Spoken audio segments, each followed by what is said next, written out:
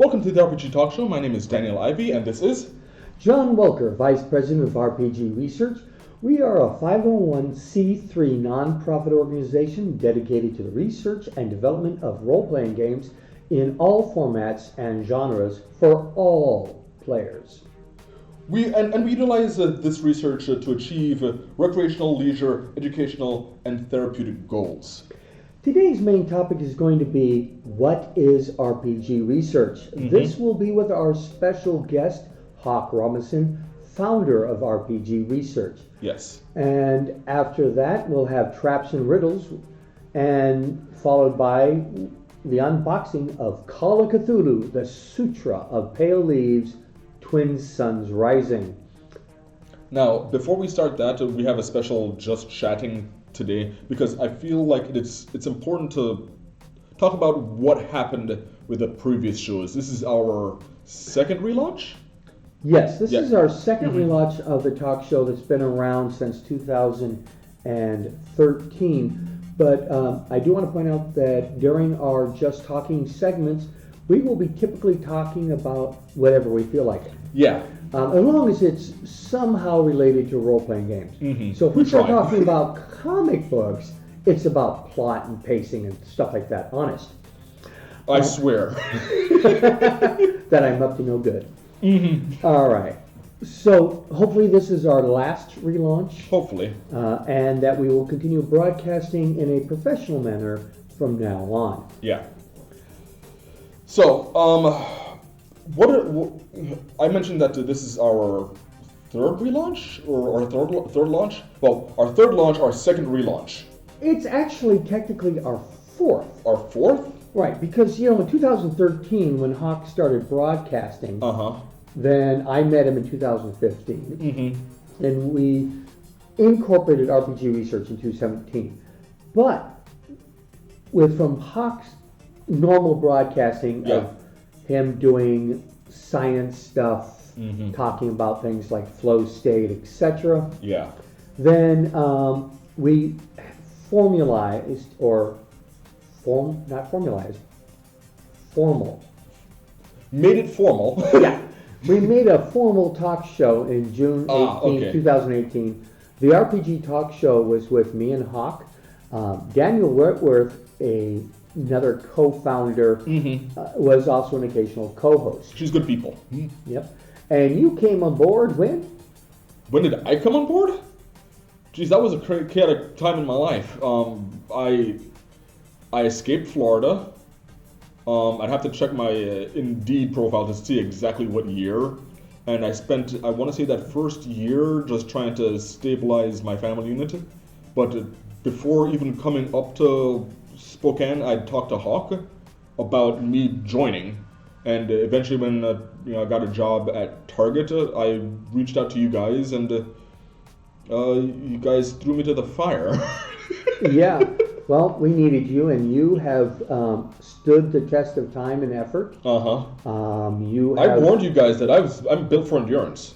You're not getting rid of me. I'm glad to hear that, because you have, other than myself, of course, you have been one of the most productive people we've had for years. Yeah. But you started broadcasting with us on October 9th, 2024. Now, previously, all of our shows have been broadcast live. Yeah. Just raw, out of the thing, all the ums and awkward silences.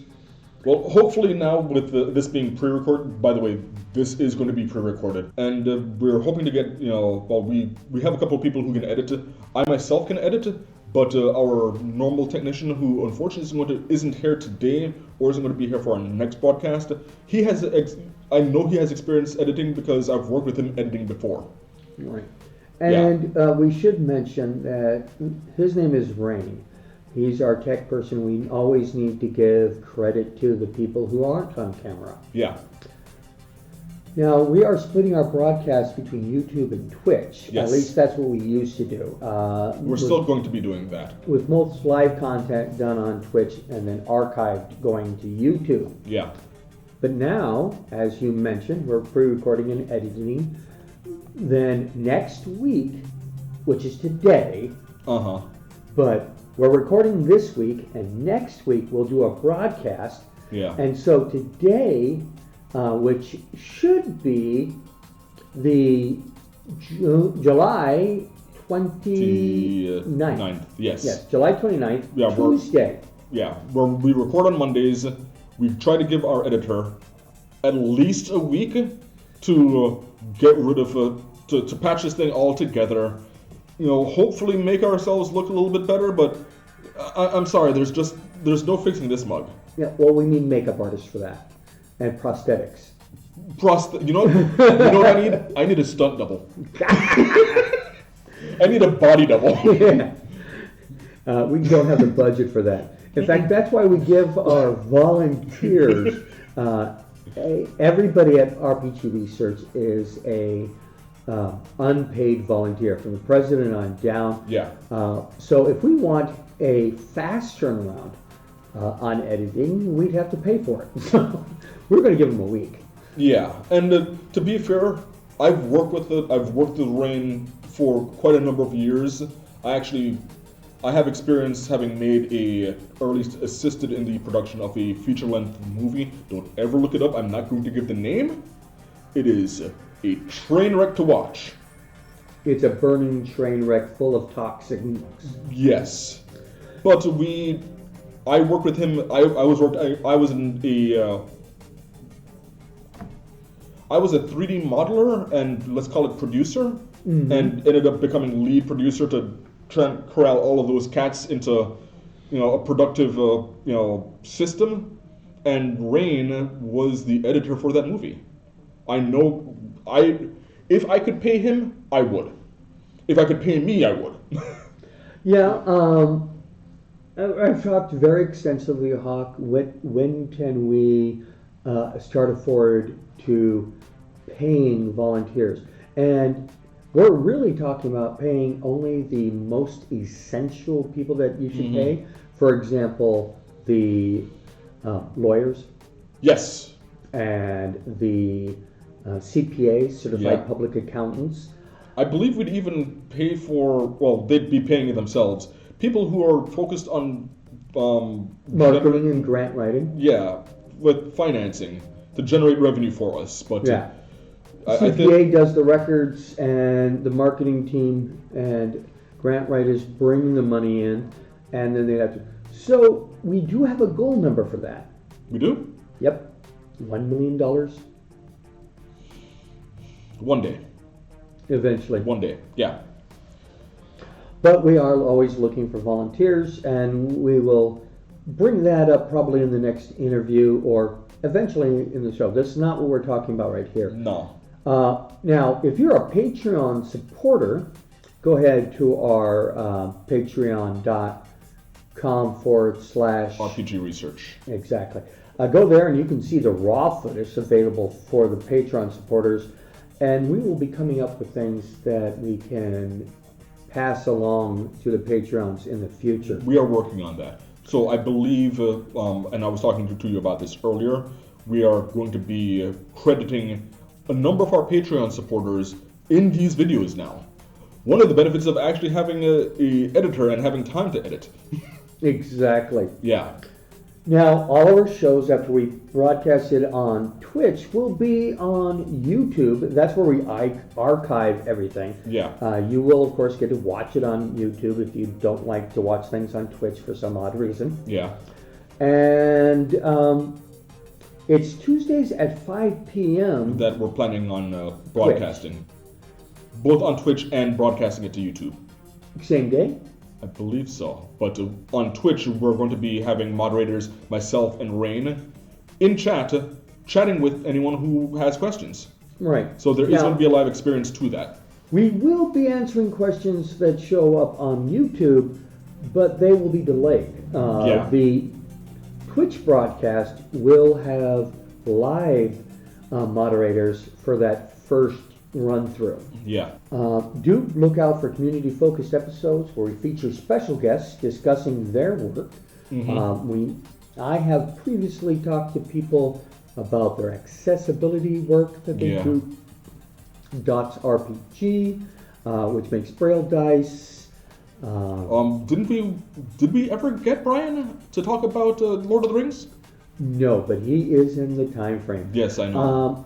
The last time we talked to him about bringing him on as a special guest, we wanted to talk about the elements of horror. Yes, that episode. In Lord of the Rings. So that would be a Halloween episode. But he's not specialized in horror in Lord of the Rings. He's just specialized in Lord of the Rings. Yes. Yes. But he can definitely talk about what parts scare him. Shelob. I think Shelob scares everyone. It should. Yeah. If you're not scared of Shelob, something's wrong with you. See, I'm less scared of Shelob because I know about her mother, and she's terrifying. Yeah. Shelob's mother is terrifying. It's like looking at Dracula and saying, "I could fix him." No, you can't. You cannot fix Dracula. No, you can't. I am not broke. All right.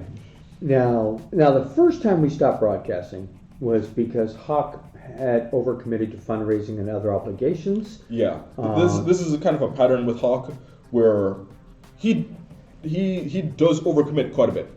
Now, I'm not going to say Hawk is a workaholic because he makes workaholics look lazy. Yeah, I was joking with him the other day that maybe he's not a redhead.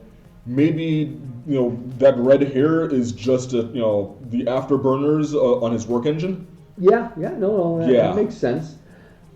He one time got he doesn't have one now, but he used to have a private assistant that forced him to work only 90 hours a week.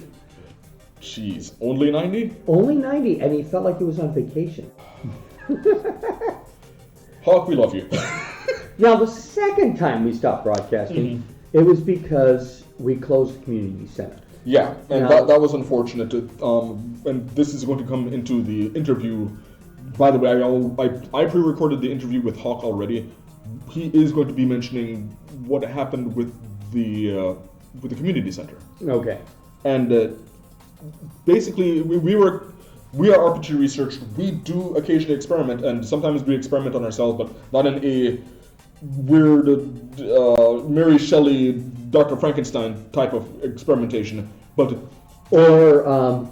prison experiments at Stanford. Right. We're not interested in Stanford. Well, we are interested in the Stanford experiment, but in terms of research and knowing what it did and why it went wrong. Yeah. The experiment that we did was a community center. We tried to do a RPG focused community center, and there are a number of things that we learned. Painfully. Yeah, like insurance companies have no idea how to treat us, other than badly. But we're not going to go into those details right now. No. The second time, we had a gap the last time we broadcast, which was last December. That's when we were shutting down the community center. Correct. Yeah. And we spent all that time physically cleaning and repairing. So we didn't have time to talk to anybody, let alone you, the audience. No offense. There are certain priorities, and making sure that our previous landlord was happy with what we left, as opposed to coming after us. That had a little bit of a higher priority than doing a talk show. And there's only so many hours in the day, and we haven't learned how to full space time yet. So let's talk about the things that we will talk about with let's talk about our format first of all. Okay, yeah. So the first hour is our introduction and the just chatting, which is just chatting, which we're doing right now. We're just chatting. We're completely off script. Yeah. And when we do this normally, there is no script, there is no bullet points. We wanted to make sure that we covered these things first, which is why you've been seeing, us looking at our laptops. Mine is right off the screen. This is right in front of him. We're trying to be better at this, but... Well, I mean, we are better than this, but the problem is when you ask us to state dates, I need the date in front of me. Yeah. Or otherwise, I'll tell you sometime back in 1850 when we started this, my day and age, we didn't use a radio to talk. It was them tin cans and smoke signals. And you know what? those cans get awful hot. The smoke signals are supposed to be with the carpeting, and the cans are supposed to be with the string.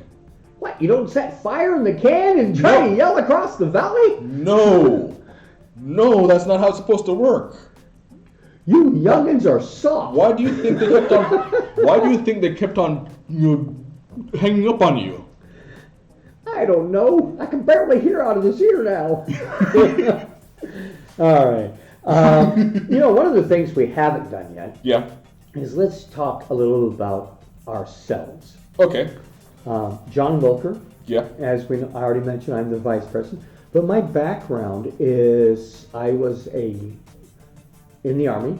Mm-hmm. I remember that. 21 years. Not that I was in the Army with you, but I'm familiar enough with you. But let's introduce you as a person. You're from the military. Yep, I'm from the military. You're a veteran. I was a combat medic Mm-hmm. and a nurse. I actually had 2 other jobs, but they're not relevant to this conversation. So I have only 2 other jobs in the military. Yeah, I was first. Since you asked, only 2. Only 2. I was a PLL/TAMS clerk, which is a fancy word for motor pool secretary. Okay. My job was to keep the inventories, make sure all the vehicles' oil checks were done on time. In the Army, you don't just check the level of the oil. You take samples and you send it into a lab to see if there's metal shards or any other problems. Yeah, we do inspections on our vehicles on a daily basis. Why? Because your life depends on it. Yes. But my next job, because I couldn't be promoted in the position I was already in, I became the unit armorer, the person who maintains the weapons, which includes minor repairs, but above the level of the average shooter. Yeah. I was also the 50 gunner there. That was part of my unit armorer job. Big 50 caliber machine gun designed to take airplanes out of the sky. So I was our air defense person. We didn't have an air defense battery. We had me. Oh, we used some odd guns, but that's a different story. If you had 9 volts in your pocket, then there's the air defense battery. Exactly. Yeah. Yeah. I don't want my batteries to explode on me. But then I went active duty. Yeah. Because that was the thing. I decided I was going to get married, and the best thing to do when you're getting married is to make sure your income is secure. Yeah. So I went active duty, and I became a combat medic. Did that for many years until 2000. No, earlier than that. It was the 1990s. So like 1993 or something like that, I became a LPN, licensed practical nurse. My favorite job while I was in the Army was I was a labor and delivery nurse. Okay. And it was almost always about good outcomes. Hopefully. Especially in the Army. Yeah. There are some, it's almost 100% of my clients had prenatal care. Good. And all that stuff. Again, that's for I'm just having a medical history. Now, I think you're also alluding to that. Did you see active combat? Yes, What's the operations? The first Gulf War. Okay. I was there for the first Gulf War, Operation Desert Shield. No, so not Desert Storm. And Desert Storm. Ah, okay. Shield came first, then Storm. Shield was prep. Storm was attack. Full-on war. And, got through that okay, all that stuff. So I am a combat vet. Thank you for your service. And I am disabled. You may see the cane in the background or something. But that gave me the medical background before I became a business manager through University of Phoenix. And then I finally got my rec therapy registration. Yeah. Now I have the same education as the CTRS people. Yeah.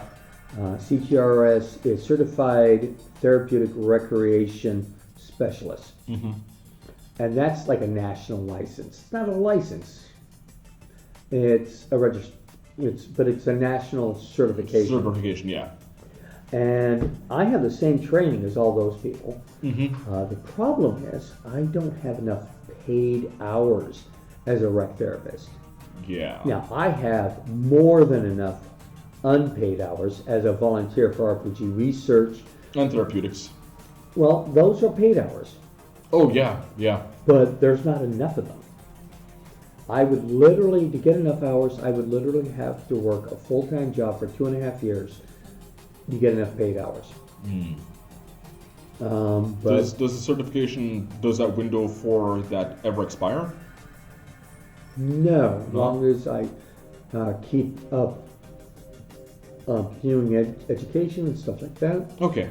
So you may be able to eventually get it with RPG Therapeutics. Eventually. Eventually. It's humanly possible, but not likely. Mm-hmm. But we have other CTRSs. Yeah. We have 2 that are currently available, Kip and... Kip recently got her certification. Yesterday. Yes. Congratulations! Well, Kip. not yesterday, but within the last week. Yeah, Saturday. Yeah. So 2 days ago, Mm-hmm. or a week and 2 days ago, no, week and 3 days ago, when your guys all seeing this. Congratulations, Kip. Mm-hmm. Yep. I don't know why I'm looking off the right when I talk to the audience, because the camera's there. Look at me. Look at me. Look at me. I see you. Okay. All right. Anyways, and Elizabeth, Yes. both have their CTRSs, and one of the big benefits of a CTRS in the organization is that we can now take interns Mm-hmm. when they have time in Yeah. their full-time schedules to oversee interns. And I believe with Elizabeth, we love a lot of the work that she does for us, but right now she's also out of state. Correct. Yes. And Kip has a Feels position that is trying to work her to death a little harder than it should be. Yeah. I'm a rec therapist. Yes. Hawk's a rec therapist. Mm-hmm. Kip and Elizabeth are rec therapists. Why am I here? Because you work hard and you do things. You don't have to be a rec therapist Mm-hmm. to be a volunteer or a useful one. But most of our volunteers have to be background checked. Yes. And the only That ones is something we're very, very serious about. Yeah. The only ones that don't have to have background checks are the ones that have no contact with the public in their work at RPG Research. Yeah. So we don't have. Now the tech crew does, because they have access to sensitive information. Yeah. We are, we have to follow the HIPAA laws Mm-hmm. and all that. That's the Health Information Privacy Act. Yes. Yeah. And not just because it's the law, but I believe that type of security is important. Oh, exactly. Yeah. And how do we keep things secure? Everything's on private servers. Yeah. More so than other places that people realize. Hawk has a background in internet security. He was actually published in the SANS Institute magazine, which is the #1 publication. It's like being published in Psychology Today. Nice. Or any of the major papers and stuff like that. So he is an expert on security, and we take our security here very importantly. Yes. Now, my role-playing background, because that's obviously relevant to RPG research, Yeah. I started in 1976 or 9. Okay. Now, I say 9 because my memory was that Keep on the Borderlands, which is about to be released again, Yeah. coming up soon in September, but I also had multiple basic starter sets, so I may have started earlier with the first basic Dungeons & Dragons starter set. I did not start with OD&D. I was 5 years old when that came out, back in 1974. Okay. Was that the edition where they used actual sheep knuckle bones? No. No, it's not that old. Or that archaic. We do know how to use knuckle bones. They're basically die fours. Yeah. But the point is, I've been running as a dungeon master for about 45 years now. Okay. And Dungeons and Dragons is only 51 years. So. And Hawk started in 1996, I do believe. 1996? No,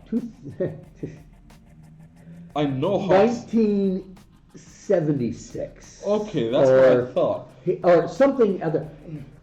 I think he started like maybe a year or two after OD&D started. Yeah, he's been playing for as long, or if not longer than me. Yeah. I've worked at conventions. Mm-hmm. I've always treated my role-playing games as a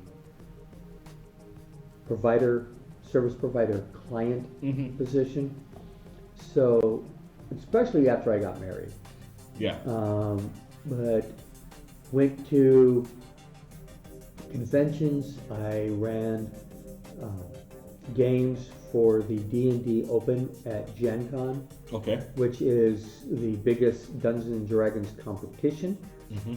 Your team gains points by accomplishing certain goals, and whichever team gets the most points wins the prize, which, when I was doing it, included the giant $100 a piece maps. Ooh. Now, it didn't cost Wizards of the Coast that much to make these maps, but they were, if you were to go down to Kinko's and print them out yourself, it would have and laminate them in full color, it would cost you $100. Yeah. Plus, you got all the miniatures for the games and the module. Okay. Which has not been published yet. Now, some of the modules that I did run games for eventually did get published in Dragon Magazine. Yeah. Or no, Dungeon Magazine. Dungeon Magazine's where all the modules go. So... For those people who don't know, there used to be magazines that run through Paizo. Yeah, those are thin paper products, like a little book, but, full 8.5 by 11. Yeah. So Paizo had two magazines, Dragon Magazine and Dungeon Magazine. Dragon Magazine was primarily for players, so it'd have new races or species, new classes, and a whole lot of different things, plus articles and comics and whatnot.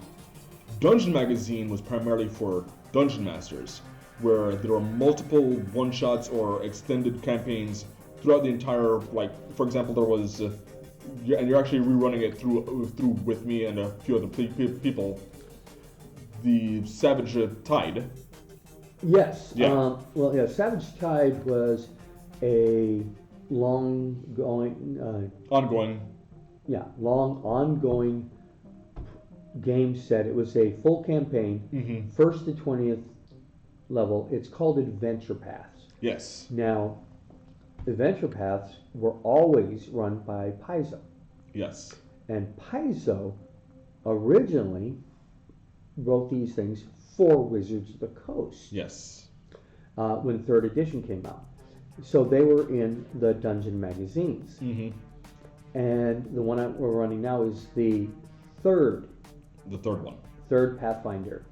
And it's called Savage Tide, and it's a trip to the Isle of Dread. Yes. Think Monster Island from King Kong. But eventually 4th edition came out. Yeah. And Paizo went their own way wisely. Yeah. If you've seen us enough, you know that there is a particular place in all of our hearts for 4th edition, and it is not a place of love. Yeah. It's right behind that clock. Yeah. Now, there are some people can argue about, 4th edition played more like a video game, and yes, I do believe that there is some legitimacy there. But for me, it was more than just the the way that they changed the rules, and honestly, like what they did with the rules was, I felt like they took a lot of the good concepts and threw the baby out with the bathwater. Right. But more so than that, they really pissed off the community. Like there's the recent OGL issue fiasco. Well, I knew that what was going on because they were repeating history with 4th edition. Because with 4th edition, Wizards of the Coast, who owned Dungeons & Dragons at the time, tried to create a new game license. Right. During 3rd edition, there was a huge explosion of Dungeons & Dragons. OGL, and Open Gaming License. Because there was an OGL, there was an Open Gaming License. And so many people were adding different things and really doing their own spin on it. I published a module under the OGL. Yeah. I was the editor, and I was not a good editor. Now, I did what I thought was my job, which was to correct the spelling, the grammar, and make the sentences clean. Yeah. I did not go through and point out things like this dungeon or this crypt, the Forgotten Tomb, was within living memory of most elves. Yeah. So it's like, it's not been gone that long. How'd it get lost? Yeah. So they tried to end the Open Gaming License with the transition to 4th edition. They wrecked a lot of the Forgotten Realms. Like they pissed off a lot of the writers with the Spell Plague, and they tried to accelerate the timeline by centuries. If you want a good example of that, read what was going on with the Drizzt, where he had the Companions of the Hall, and Ari Salvatore killed off most of his characters because most of them wouldn't have been able to survive the time jump that Wizard of the Coast was doing, and he put them all in the afterlife where he would eventually bring them back. Right. He had to the come up with humans some, definitely weren't going to survive. Yeah, same as a halfling. Yeah. And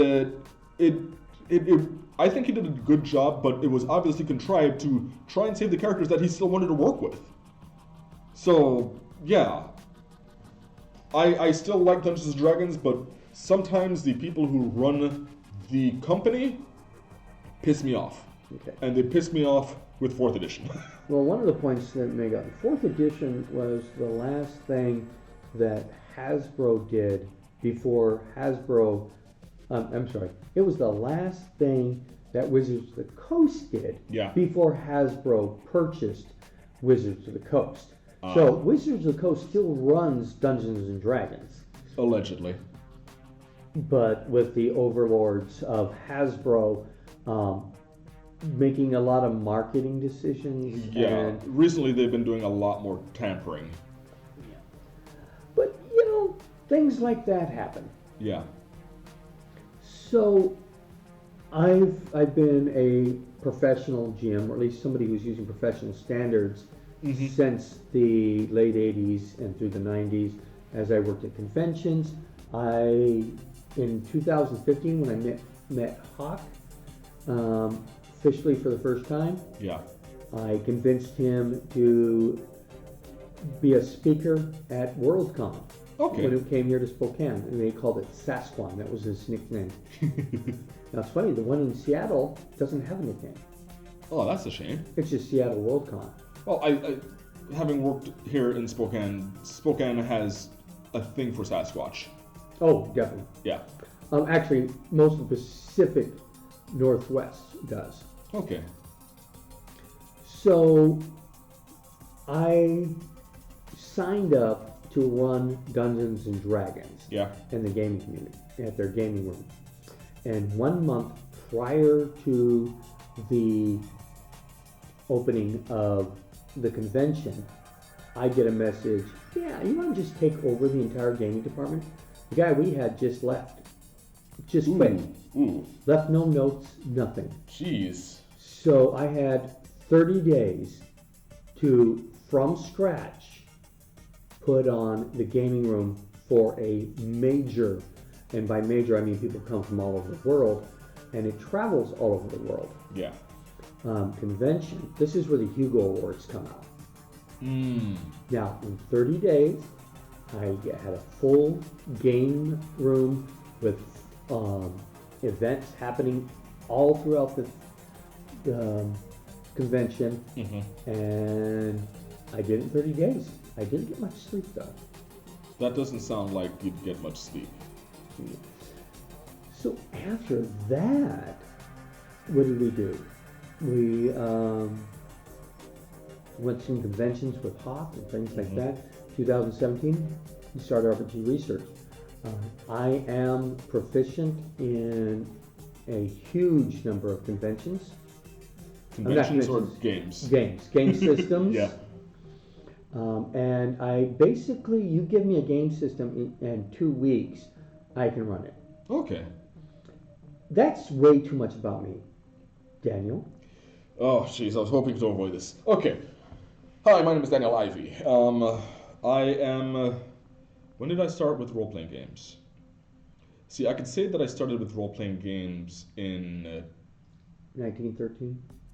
No. No, I did not start with role-playing games with Little Wars. I wasn't alive. I'm younger than you. And I know that I make jokes about, you were rolling dice with stone during the Stone Age, but no, I'm not that old. I started officially. I invented Mancala. No, you did not. No, you did not. I started role playing in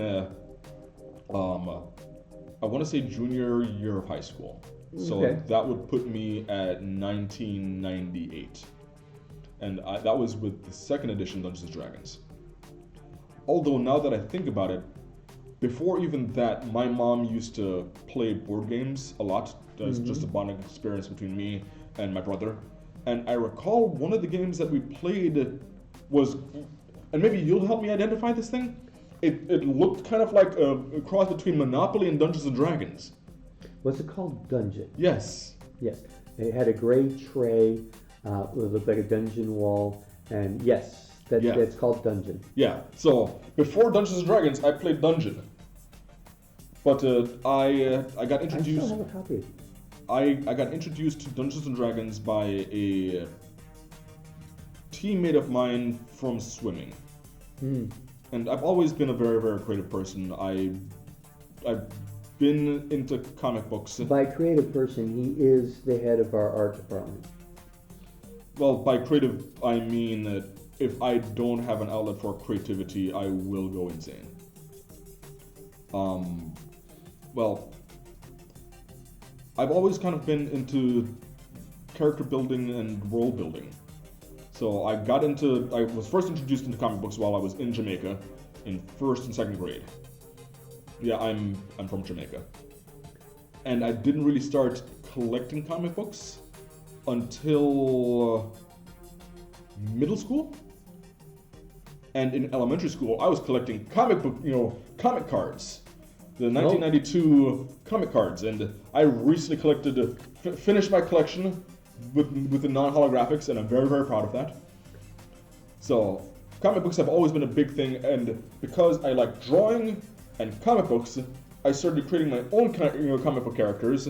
That means, well, I had plots and stories and concepts, and eventually I started just building a world around them. So, when I was introduced to Dungeons & Dragons, like, oh, I get to apply rules to this? I get to test this out. Let's try this. Yeah. And I created my first character, which was an elf, who very much tapped into a lot of the latent anger that I had at that time. So yes, I've always been an edgelord.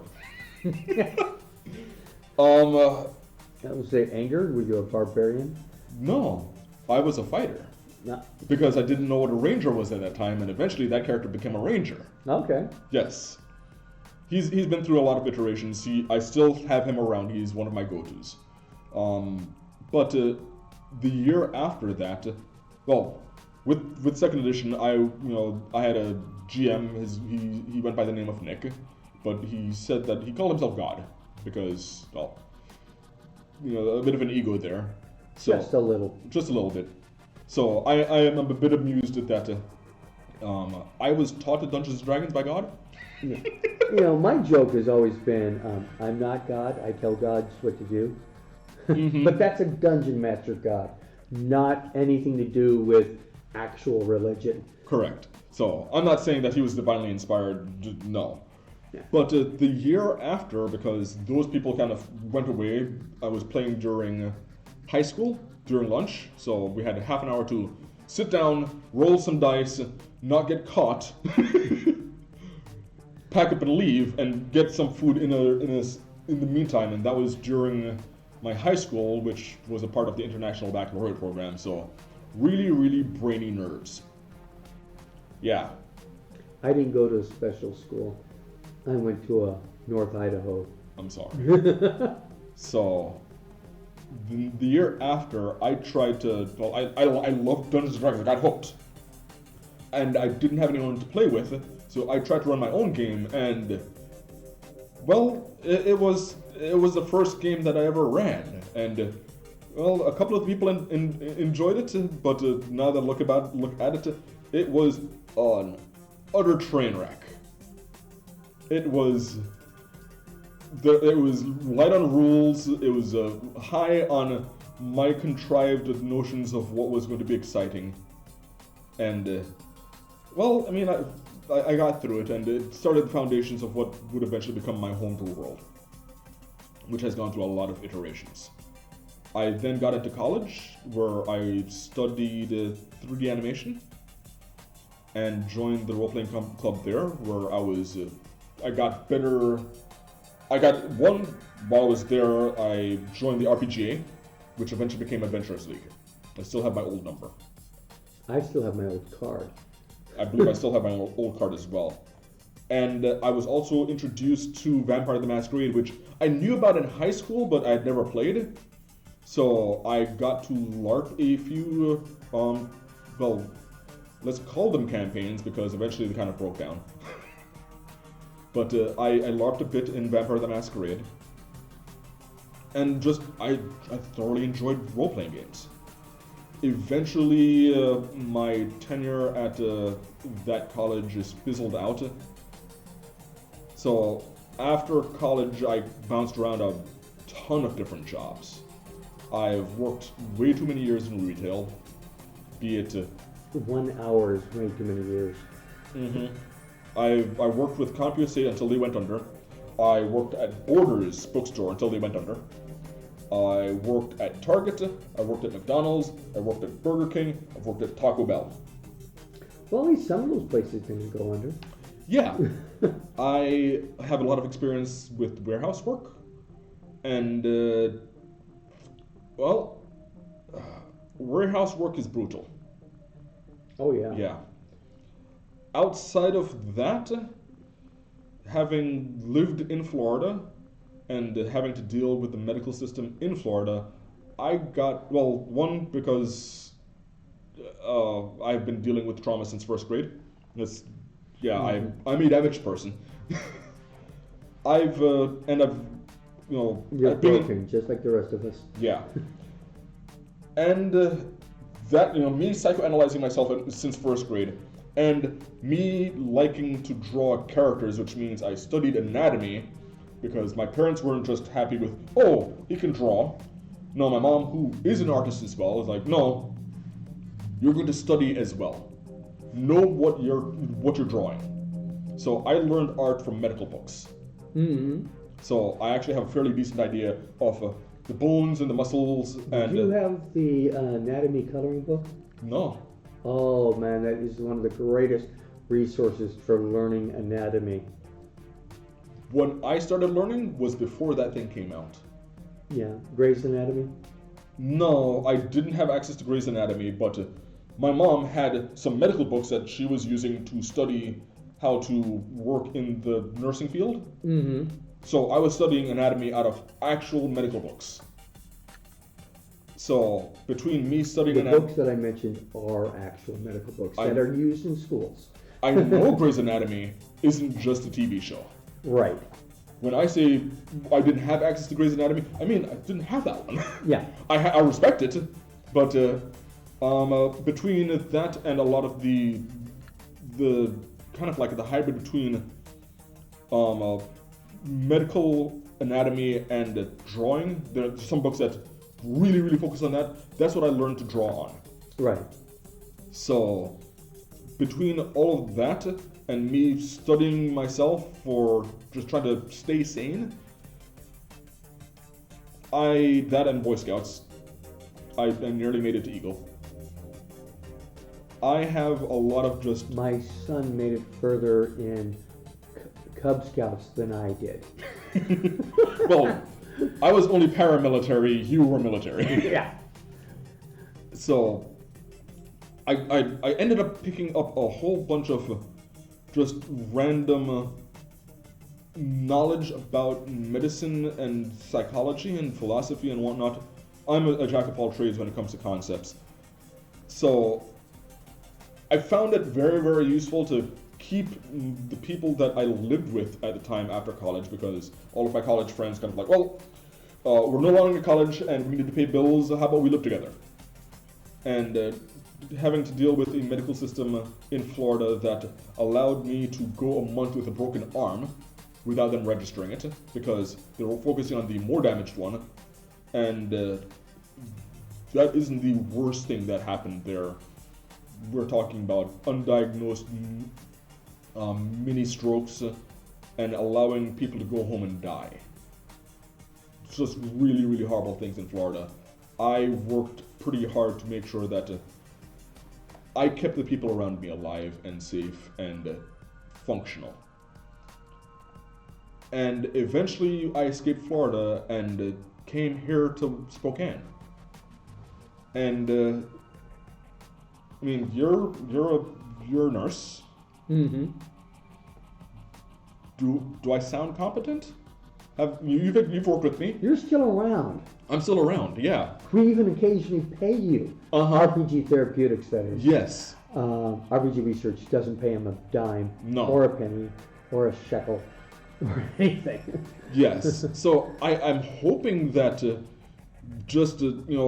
me having run that gauntlet means that the things that I've learned mean something, and more than just my ego. I try not to have an ego about it.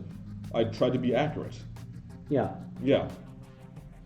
In fact, some of the people that I've worked with, in terms of, like I said, I've been psychoanalyzing myself since first grade. Some of the people that I've worked with outside of a therapeutic session, I've always told them, if you talk to a psychologist and they say otherwise, go with them. I'm not trained. Right. But I've had some people tell me that I have certain insights that, like years later, their doctors are saying like, yeah, that. And I'm like, I don't want to be this accurate. Right. I don't want to toot my own horn, but it's uncomfortable. This does remind me Yeah. of a disclaimer that we should always Absolutely, give, yes. is that I'm a rec therapist. Yes. I'm only an assistant to a rec therapist. And he is very well versed and understands the concepts and things. Mm-hmm. The only difference between him and me is that he hasn't gotten registered. Well, not only that, but, and this is something I've spoken to with you, with Hawk, and with some of the others, I actually don't want to be registered because I spend a lot of my spoons helping the people that I live with. Right. And I don't want to overextend myself. Perfectly understandable. Yeah. But my disclaimer is that while I'm a rec therapist, I'm not your rec therapist. Exactly. Or, any of the viewers' rec therapists. Correct. What that's the difference between therapy and entertainment is intent. Yeah. And training. Yeah. And planning. Documentation. And planning. And planning. The you know what the difference between science and goofing around is? Documentation. Exactly. So don't take any personal therapeutic advice from us. Correct. Do take advice from us for how to run games, how to handle problem characters, how to... Or problem players. Yeah. And a lot of times it comes down to be honest with them and talk to them. Right. Yeah. But don't take therapy advice from No. me unless you're paying me. Yeah. I've actually been a part of the planning session that goes before we actually start with the client. And yeah, we have actual goals that we are trying to achieve in the therapy sessions. We're, Yeah, you should see I mean, not you, but the audience should see how much documentation goes in before we start. Yeah. we have specific goals. We have specific, when it comes to clients, we have specific things that we have to account for. For example, if they were trying to do a therapy session on me, well, I am triggered by needles and not just physical ones. So, understanding that would be a trigger for me knows that, okay, when it comes to that area, we should probably tread lightly unless specifically we're trying to address it. Right. And no, we don't want to have you lie down on a bed of needles. I've actually done that. Yeah? That doesn't trigger me. Well, no, you lie down on a bed of nails. Yeah, I've lied down on a bed of nails. The needles, yeah, okay, that will freak me out. That will freak me out. But I've also, we use a lot of this in our everyday as well, because you were there when I was running Curse of Strahd for one of the clients, and one of our players who we work with as a part of RPG research and RPG therapeutics, I ended up accidentally triggering him. And one of the interesting things about the trigger, and we will talk in length about this, about safety tools and how to deal with episodes like that. Yeah. But one of the things that we do is we do have people fill out forms saying what their triggers are. Yes, that they're aware of. Every topic, whether it's a green light, yeah, let's do that. Let's do a lot of that. Yellow lights, maybe with some caution. Red, no. Yeah. Don't even go there. Well, he didn't put any of this on. He wasn't even aware. Right. He didn't aware this was going to be triggering until it happened. And I immediately okay, something's happening here. Let's take a break. And because fortunately I had a good relationship with him, we took a break. I talked to him. We figured things out. It's like, okay, I didn't mean to do that. I'm genuinely sorry. That isn't just like, oh, I'm a GM, whatever I say goes. No. Yeah, you're wrecking my story. Yeah, no. I immediately addressed it, calmed things down, came back, and I don't care if it buckles the story or whatnot. No. Player fun first. And this is one of the things that I feel like from the get-go with me in role-playing games is, just like how you mentioned that you've always had a professional standard with role-playing games, same here. Yeah. Part of the reason I had such a professional standard was because my wife enforced it. I mean, we always talked about how the games went and stuff like that, and she always pushed me to have standards. For example, I use pre-painted minis. Yeah. I've been doing it since Wizards of the Coast first came out with pre-painted minis. And I said, you know what? Paizo has these cardboard minis. Yeah. They're flat standees, and they're so much lighter. And I could put so many more minis in my kit. And she's like, no. You set a standard. You don't decrease it. Yeah.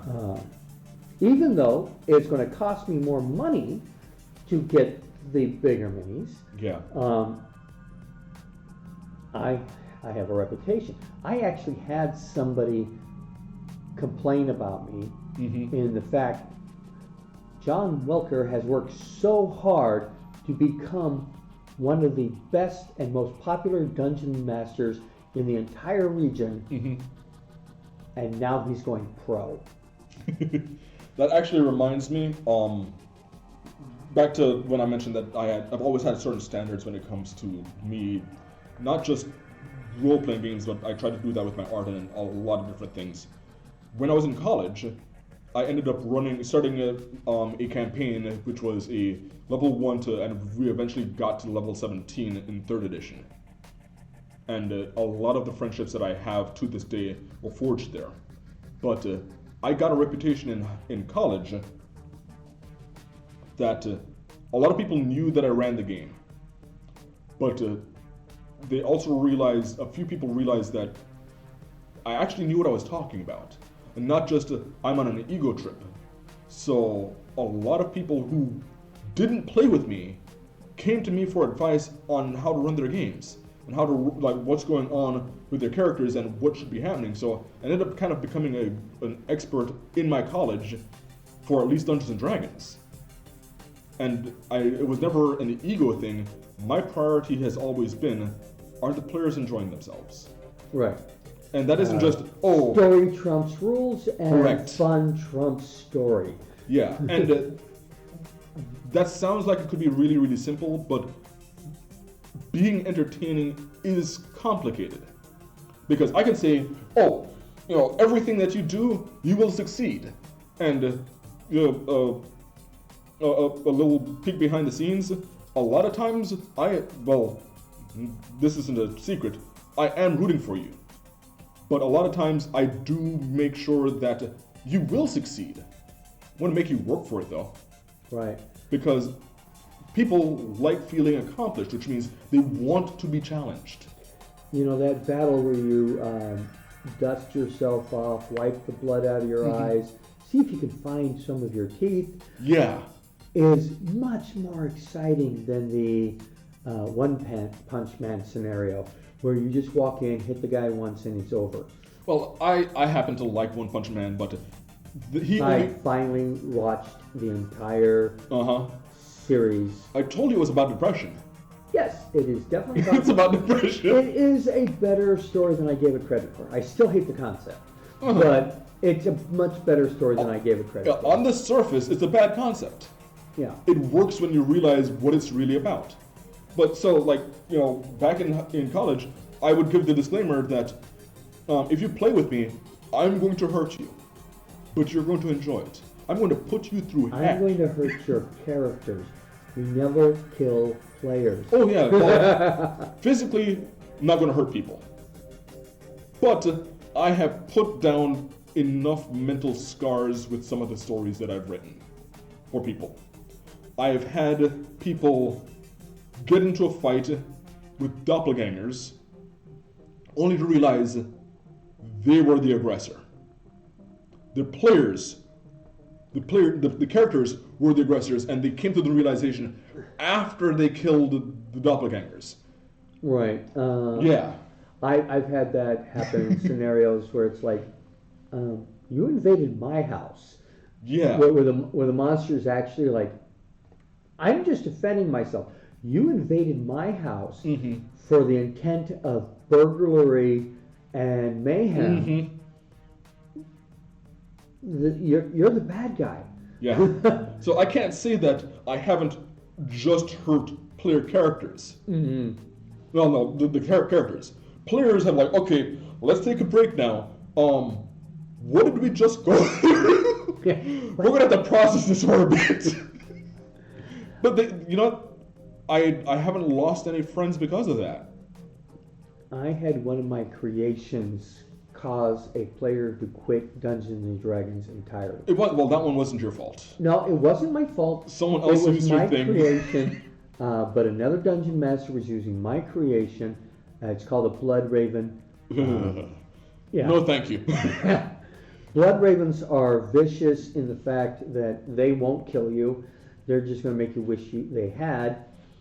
And another dungeon master was using my Blood Ravens, and a player says, if I ever see those again, I'm going to quit the game.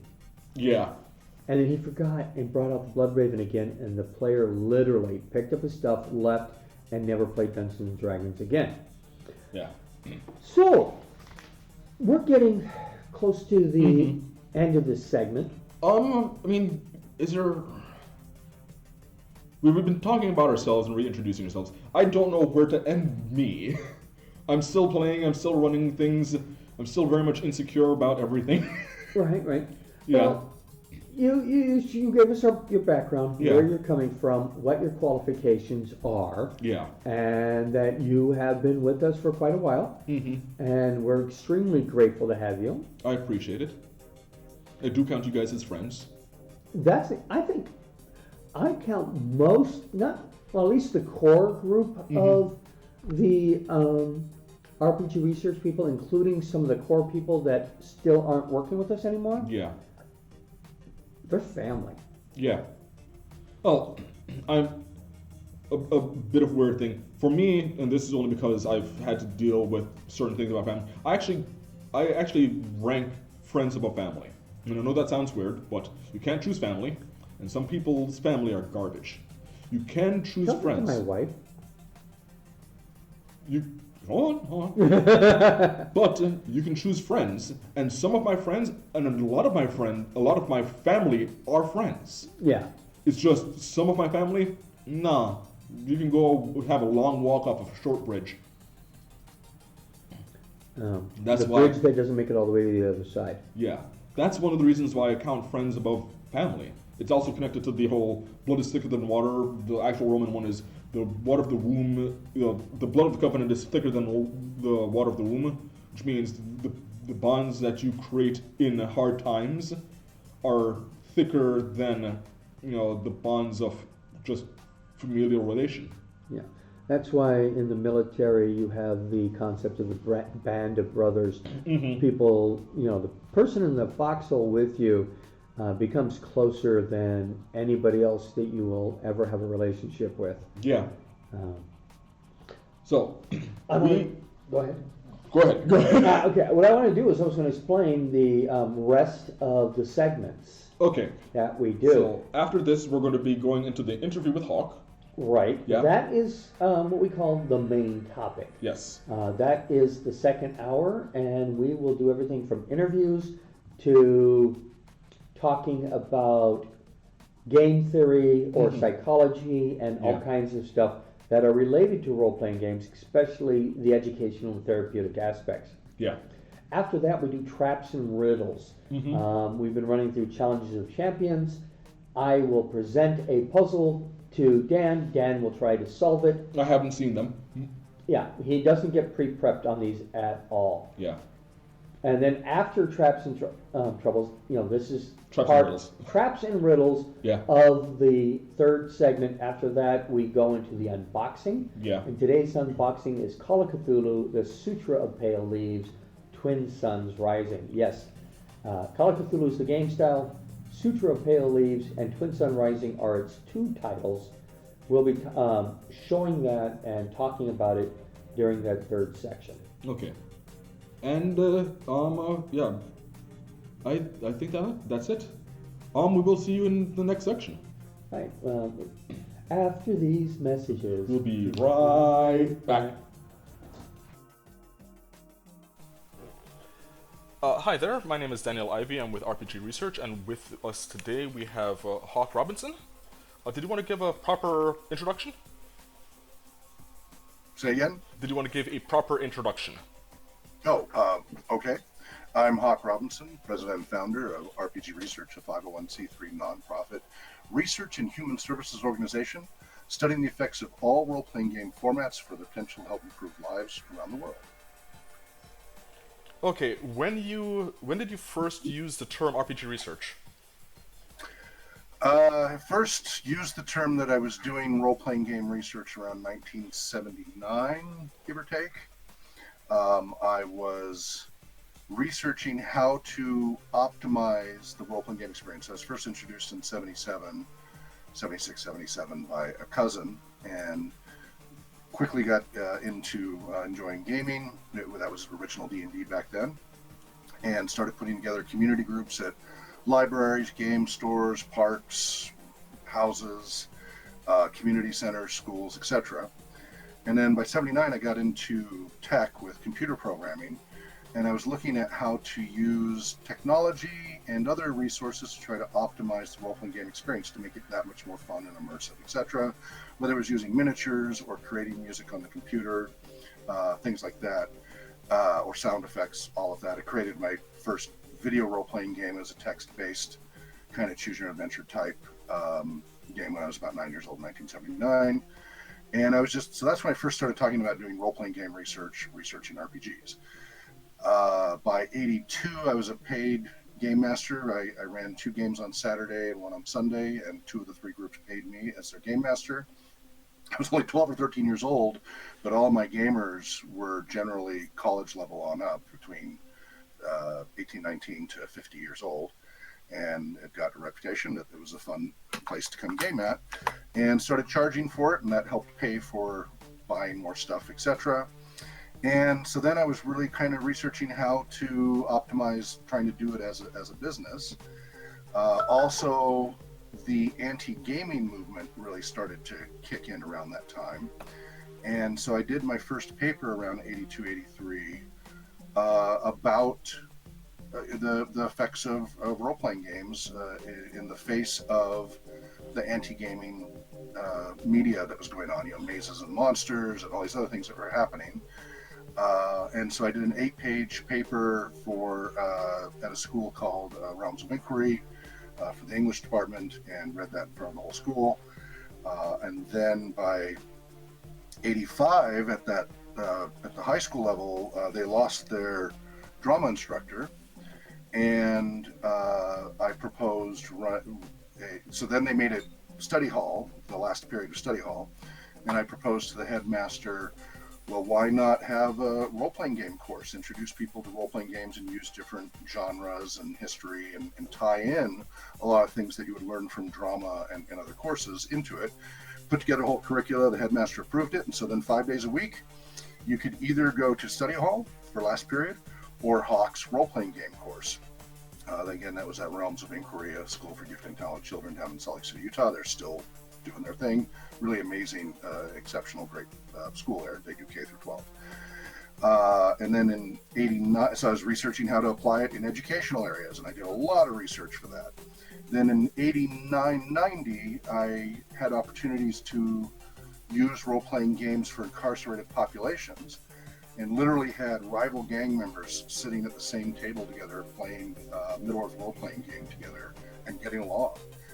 Very long sessions, and went very well. And the cell that I was running that in was the only cell that didn't have, they were in lockdown at the time, and it was the only cell that didn't have violent outbursts in the other quarantine and other cells at the Salt Lake City County Jail. So it was very interesting to see that that was the only cell that went through that 10-day lockdown period without an incident. A lot of facilitated gaming going on at the time. Then also in 90, I was a nurse's aide working on my LPN, and I got my first patient that was about my age, about 19, 20 years old, who had had a skiing accident. He'd been there a few years and had a C-level injury. So he was on life support, couldn't breathe on his own, couldn't do anything on his own. He was on a gelatinous bed, and we had to change him around regularly. We had to help with this to avoid sores. And the really sad thing is, on top of all of that, he was not brain dead. He was not in a coma. He could hear. His eyes, he had no control over. They went all over the place, but they were still receiving signal, and you could tell from the EEGs that he was responsive to input. So he was fully aware, trapped in his body. And that really struck me. As somebody who was also a skier, I used to do like 50-foot cliff jump offs and stuff, and I was very outdoorsy and athletic. That freaked me out. And the technology just wasn't there to do anything about it. And it just, we didn't know what to put on the TV, didn't know what there was, and the family had kind of stopped visiting him except for his birthday and holidays. And he's just trapped in hell, basically. So that piqued my interest, which then later tied in when I got full-time into the tech industry and worked my way up to chief technology officer in the 90s. I was at a PC retail place, and we got this equipment that to replace a mouse, you put it like an O2 oximeter type clip. Well, this would clip on, and you put it into your mouse port, and it took a lot of effort, and it didn't catch on because it took practice, but you could move your mouse around on a Windows 95 computer just by thinking it through the myo nerve signals, muscle signals. So that's what they use for prosthetics and stuff. So basically the computer became a prosthetic for your brain, and it would take a lot of effort and practice, and at first the mouse would go zip, and then zip, and it would take a while, and then slowly you could get it to slow down, you could get it to the start button and move it up and move it around, but it didn't catch on. After about 6 months, we stopped selling it, and the company went away as far as I know. But that was like, oh, wait a minute, that guy who had the ski accident, this would be really great for that. But what else can we do? And so I started getting into the brain-computer interface stuff in the late 90s as I was building my career. Around 2002, Neverwinter Nights came out, and then shortly after that, they made it available on Linux. Well, that opened up the possibility of intercepting the I/O controls, and so I fiddled with it around 2003-4 time period, trying to make it so I could play Neverwinter Nights with some early brain-computer interface equipment, open EEG and other type equipment. It's only about 4 or 5 electrodes at the time, but I got it so that I could move an avatar around and do very basic tab and enter and open and close by fiddling with the Linux input-output and then the primitive brain-computer interface software that was available at the time. And then years later, we've been developing the BCI RPG program, which is a full online turn-based multiplayer role-playing game that you just play with your thoughts. Originally meant for people with, locked-in state or complete locked-in syndrome, but we're also trying to make it available to everybody because we have a lot of innovations beyond the accessibility in the style of gameplay and cooperative play, etc. And we're working on that at bcirpg.com.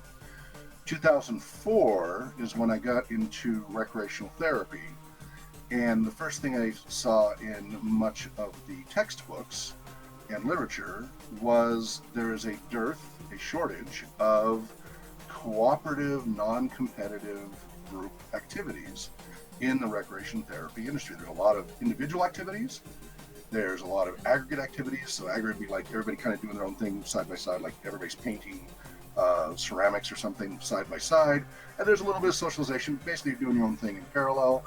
And then there's lots of competitive sports, survive the lava, survival courses, things like that. But most of them had a competitive nature to them. And there were very few that were truly cooperative play. And the textbooks and research were saying we need more cooperative games that are intrinsically motivating. And because, without that intrinsic motivation, it's not going to be that interesting for people, and then you don't get the benefit of recreational therapy that's dependent on intrinsic motivation to be effective. Well, immediately I was like, well, role-playing gaming does that. And I searched and could find nothing in the literature in the rec therapy world of using role-playing gaming. And I'd been slowly aggregating from way back in the 80s the anti-gaming stuff that was happening. And then Paul Cardwell Jr., especially, he put together a whole resource of it, and he formed the Committee for Advancement of Role-Playing Game Advocacy. He passed away a few years ago, and he and his widow bequeathed his entire collection of all of the media treatment of role-playing games and gaming in general, his entire history going back to about 1970, to us, which we picked up a few years ago. It was about 1,000 pounds of documents and everything, which we now have as part of the RPG Museum and part of RPG research. And so back in 2004, in 2003, I was talking about this on my websites and my blogs, and I formally created the RPGresearch.com website in 2004, beginning of, and that's really where it became the RPG Research Project. It wasn't until we incorporated, so fast forward up till 2012, I kept my name out of all the work I'd been doing over the decades because with an information security background and everything, I was very much big about my privacy. But there started to be some backlash about the website and the findings and the information we put out there because there wasn't a name associated with it. And so I had to get in front of the camera around 2010, 2012, started speaking at conventions and such and professional conferences about it. And so then by 2016, 17, we talked about incorporating as a formal nonprofit. We always operated as a de facto nonprofit. So we incorporated in 2017, became a 501c3, and then it became RPG Research as the actual organization, and we've been that ever since. And from 2017 to 2021, we delivered services to more than 100,000 people with fewer than 200 volunteers across 6 continents. And then we've had a slowdown because of the community center, and that's a whole other conversation. And then we're getting ready to do kind of a reboot with kind of the 3.5 edition of our role-playing game research, volunteer and professional development training workshops and programs, which also then feeds into the professional paid services side, RPG Therapeutics, which I founded in 2014 as part of my practice as a recreational therapist. So there's a little bit there. Okay, that actually touched on the next question. RPG research is based on the rec therapy model. Why is that? So it's based on many aspects of the rec therapy model. There are many different models in rec therapy, and what happens? I've worked in nursing, I've worked in tech, I've worked as a mechanic, engineering, in healthcare, a wide spectrum of physical health and mental health, and rec therapy maps really well to optimizing. When we talked all the way back in 1979, trying to figure out how to optimize that role-playing game experience for maximal immersion, maximal enjoyment, maximal benefit. Well, as that list of what's required to do that grew, it became clearer what activities, disciplines, environments, and variables impact that. And what I found over the years is I looked at play therapy and general psychology and so just all these different areas, neuroscience, etc.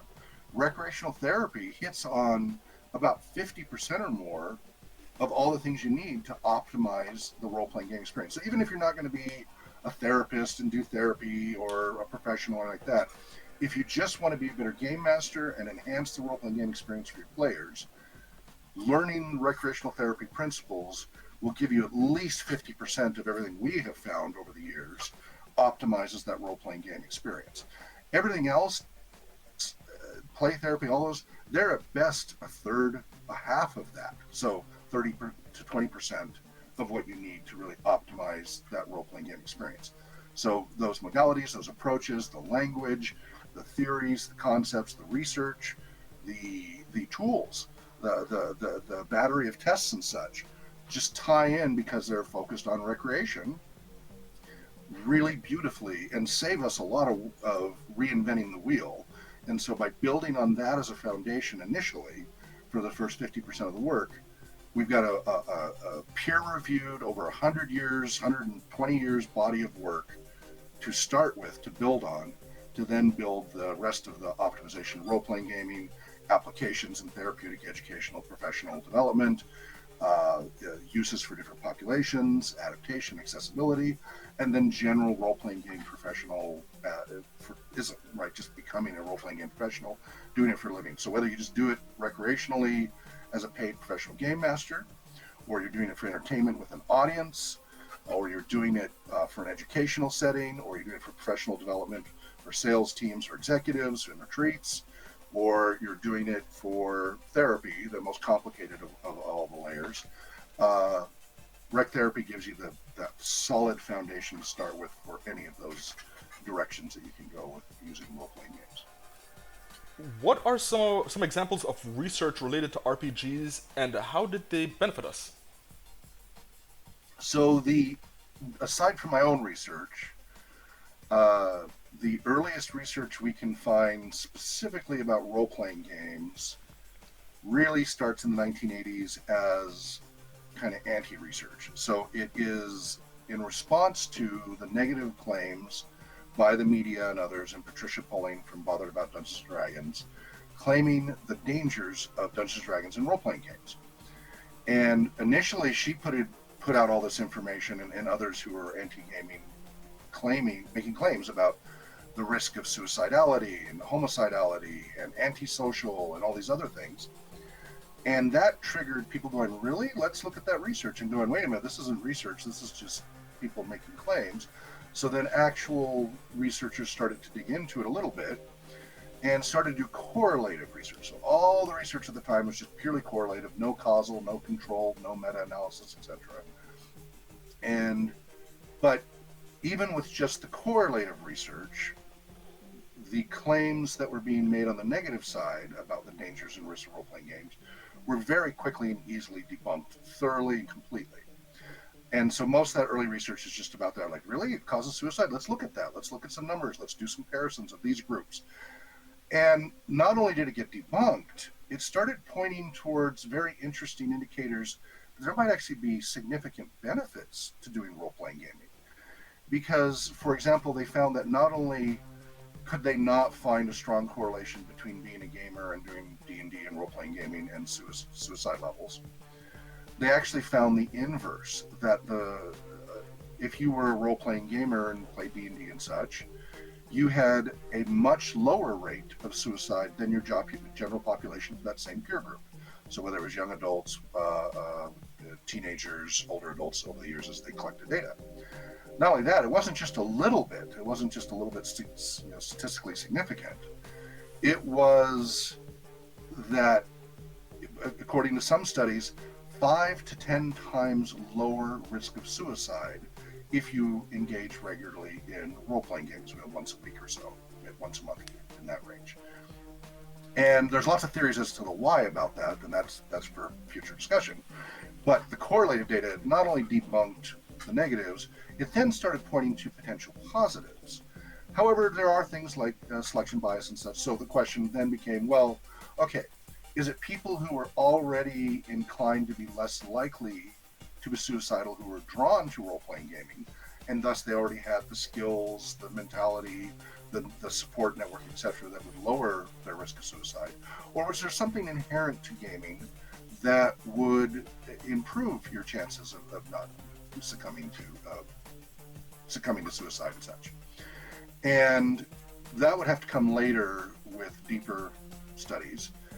But initially, at least very thoroughly debunked. Same thing with the homicidality, violent criminality, all those. Not only debunked, they found that gamers were less likely to be criminal, less likely to be violent, less likely to commit any of the homicidal and violent crimes. A study on, most of the studies are done on college students in the Western civilization, but one of the studies they found was that the average college student at the time, 47% scored high on meaninglessness. This is in the 90s, whereas their gaming peers in the same age group, at college, etc., but if they happen to game, only 17% scored high on meaninglessness. So they are with error of, so 45, 47, 48% range. Non-gamers, only 17% of gamers. That's significant statistically. So again, another potential indicator, like, whoa, we need to do more research. Is that selective, or is there some causality there? So I, in 2002, 3, and 4, I was aggregating that on my personal sites, and then with the RPGresearch.com website, aggregated all the research I could find, weak, strong, whatever, and altogether it was maybe 70 or so studies out there. And that's everything the media said, everything Patricia Pulling said, everything the counters to that said. And really, of those, probably only 20 to 50 would be stronger research. But that was all there was. And of that 20 to 50 to 70 sources of information, everybody had formed an opinion about role-playing games. And the only causal experimental stuff was very, very small, either individual case studies or very, very small groups with very minimal controls, etc. However, the few that had been done did show positive indicators and indication that we need to do more research and try to do larger scale, larger sample sizes, etc. We saw therapists starting to use role-playing games to help their clients deal with the various issues with family, with friends, with work, with their own self-esteem. And so little snippets here and there, but nothing being shared. It was across many different disciplines, so none of them really talking to each other. So RPGresearch.com was the first place that really aggregated all that together. And one of the goals of the RPG Research Project was to try to make the research better, keep aggregating it, and try to develop experiments and stronger causal studies to figure out what does and isn't true. And we have found, just to be clear, it's not a panacea. There are risks in role-playing gaming for certain populations. We've been able to refine and define that over the years, over the decades of doing these experiments in community centers and more formal settings, that indeed, with certain populations, under certain circumstances, certain specific games and certain ways of running the games do increase risk factors of undesired situation, maladaptive behaviors, etc. And so we've seen even differences in D&D. Different versions of D&D are more effective and have more benefits than other versions of D&D that have fewer benefits or can even have negatives that weren't there compared to the older versions. And then lots of other games out there that have pros and cons. So we've been able to refine the pros and cons of many different genres, many different game systems, settings, styles, approaches, and you really get more of that nuance that was really missing before. So not only how to optimize the gaming experience for enjoyment and having longitudinal campaigns and all of that and not getting bored and such, and cohesion and all that, but to maximize the benefits for education. So that we did studies with universities and such that compared to a lecture versus the gaming approach, and just to be clear, we study tabletop, live action, electronic variations, and then all kinds of hybrids with any combination thereof.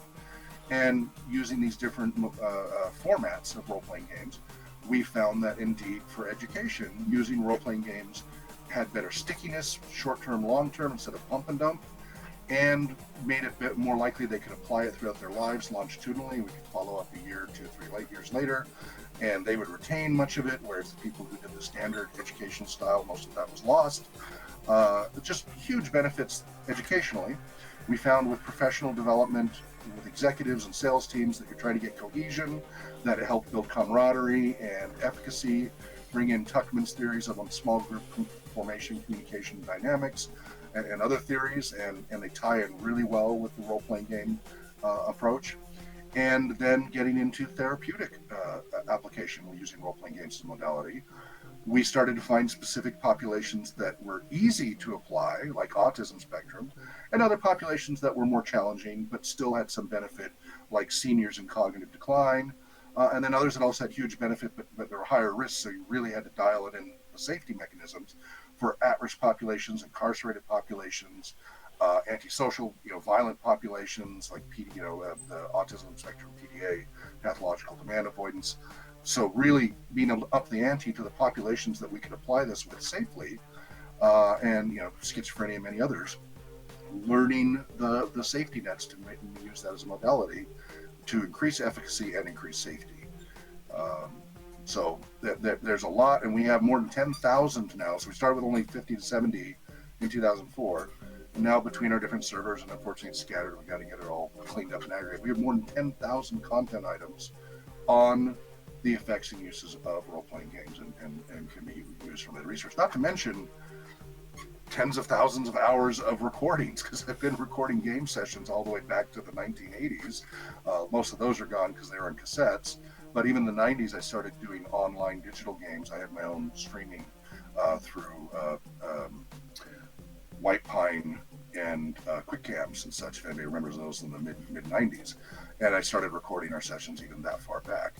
And so there's just huge amounts of data, and we just need to keep growing. And the community is growing. It's growing internationally, not just in RPG Research Organization, but there are now multiple organizations out there studying this. We had at one point, when we were at our peak of around 200 volunteers, we had 35 PhD, pre and post PhD staff members. We have PhDs on our staff, our board and such, and we see it's growing as a body, and we see it growing commercially as well, which is good, because the more there is money in the industry, the better the chances are we'll be able to get more funding for better and better research to keep optimizing how to use this tool. Okay. RPG Research is an umbrella organization over a number of programs, such as RPG Museum, Cinema, Talk Show, Education, BCI, which is Brain Computer Interface, and Community Outreach. Why so many programs, and why not focus on one? Well, so, it did start as just RPG Research, just doing the research, the pure research. The problem was the world wasn't doing the research that we needed to do to try to answer. We started with over 200 research questions, and every time we'd answer one, 50 more would pop up, or so. And doing it in a controlled lab is helpful under those very strict circumstances. You get very specific answers to very specific questions, but you often get more questions. And doing it in community settings presents opportunities, because we have a lot of observational stuff going on, for asking more questions and trying to answer more. And So it just kind of naturally, organically grew over time. So for example, the Muscular Dystrophy Association, we didn't go thinking about using role-playing games for groups of muscular dystrophy, except we had people who participated in our games, in our community settings, and we had to figure out how to solve the accessibility so they could participate, people with cerebral palsy, muscular dystrophy, and other skills, to make it so they could participate in the games, because we wanted everybody to be able to participate. So that triggered us doing all kinds of accessibility research. And because of that research, word got around to the MDA summer camp director, who then invited us to run a program, and she wanted us to do both a LARP and a tabletop program at the MDA summer camps back in 2015, and we did it in 2016. We spent 6 months of intensive training getting everybody ready for this, because to do a combat LARP for 20 plus kids in wheelchairs, some who have trachs and such, the risk seemed very high. I was very nervous about it. They had a dozen nurses on staff, there were counselors, there's helpers, lots of resources available. We wanted to make sure it was a safe and fun event, so we spent a lot of time prepping for that. And so that became a big body of knowledge for that one project that we did. So much so that the director of all the summer camps for MDA ended up joining our board, and she's now our vice chair. That's Brooke Lively, and she's been a wonderful resource and advocate for our programs ever since.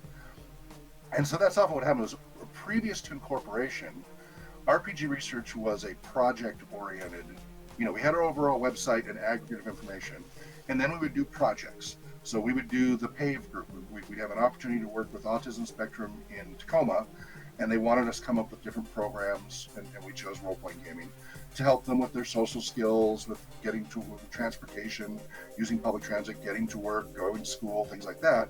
So we were given specific problems to solve. And so we would come up with 2 or 3 or 4 or 5 approaches or programs, then we get to try them out. Well, in so doing, we created a whole body of knowledge and experience and tools and supplies and game adventures and technologies that got created, and then I ended up, storing that somewhere. And that just kept happening, keeping project after project, Eastern Washington University, Washington State University, WorldCon, many other projects. And so that just kept growing with these individual projects, and some of them had legs. So some would kind of come and go, projects done, we move on. That was interesting, we share that, put it on the website, and move on. Others, like the BCI RPG thing, because that had been a personal project from early on, we managed to open source that and get a community of volunteers that are, some are the same that are part of the main RPG research group, but most of them are just techies who want to help and they're trying to build a career or whatever, and some have stuck around, some don't, who are just really interested in helping do this role-playing game that you play with just your brain, that's multiplayer, online, turn-based, and social. And so that project has continued, and Valerie, our director of that, has done a magnificent job of keeping that vibrant and moving forward. We meet every Sunday to keep that moving forward. And then there's other people interested in such. And we've had events at WorldCon and Gen Con and SpoCon and ZoeCon and elsewhere where we get to show off these findings, and that gets people excited and builds up energy. So it's kind of seen, because we're a research organization, we're experimenting. We're trying different things, and we see what sticks. Some things work better, some don't. We've got this whole RPG mobile fleet, right? We have these wheelchair accessible trailers and bus. Well, that happened because I was working at the brain injury, spinal cord injury department, initially as a volunteer at St. Luke's Rehab. And they wanted me to bring music, because I do music therapy and all that too, so to bring music therapy and recreational therapy, and especially role-playing game therapy, to the brain injury and spinal cord injury patients at St. Luke's inpatient, who many of them would be there for weeks or months. The problem was, both with the music and the role-playing game side, most of the rooms were slotted for only 45 minutes to an hour. You couldn't get longer than that. Now, for brain injury, most of them you can only do 5 or 10 minutes an individual thing initially, and they have to work their way up as they're recovering to even be able to do the group stuff. And then even then, they can only handle half an hour, 45 minutes with fatigue, but it gets better and better. And we found the sweet spot is around 2 to 3 hours, 3.5 hours, 2 to 4 hours, right around there, depending upon level of functioning, to get the most out of a single game session. And so it was very difficult to ever get anything more than a 45-minute to hour slot. Also, with the drum circle and music stuff, we couldn't do it because it was in the building and it would reverberate through the building and disturb other people. So they wanted us to do this, but we didn't have a way to do it. And I was like, well, what if we set up outside? We always take people outside in wheelchairs when the weather's nice and such. We've got the huge parking lot. What if we did something like that? I'm like, yeah, we're open to that. And it says, okay, now I got to figure out how to bring all that equipment. What if I brought like a wheel, but they said, well, with the drum circles and stuff, the noise is still going to be a problem. Like, well, what if I brought a big trailer that had a wheelchair access and wheeled them into the trailer and we did it in that? They're like, yeah, that'd be great. So that started me researching what the options were for wheelchair accessible mobile facilities. And it took me 2 years of research to finally get the first RPG trailer in 2016. And then that was on Creme 2 News and Northwest Cable News and elsewhere. And then we got, and that worked out really well as we got to, there were pros, we learned different things about what trailers work and don't work. So we got later on we got a bus, we found out what works and doesn't work with that, especially insurance. And then we got another trailer that was even better, that works even better, it's nicer. And so through that experimentation, well, we have this whole RPG mobile fleet. But it all was triggered by, there was a need, and we tried to meet that need, and sometimes it's met and then we move on, and sometimes it has real stickiness because we have helped thousands and thousands and thousands of people. Between the mobile and online programs from 2017 to 2022, we helped more than 100,000 people directly with our programs. I mean, it just phenomenally impactful for very, very little money.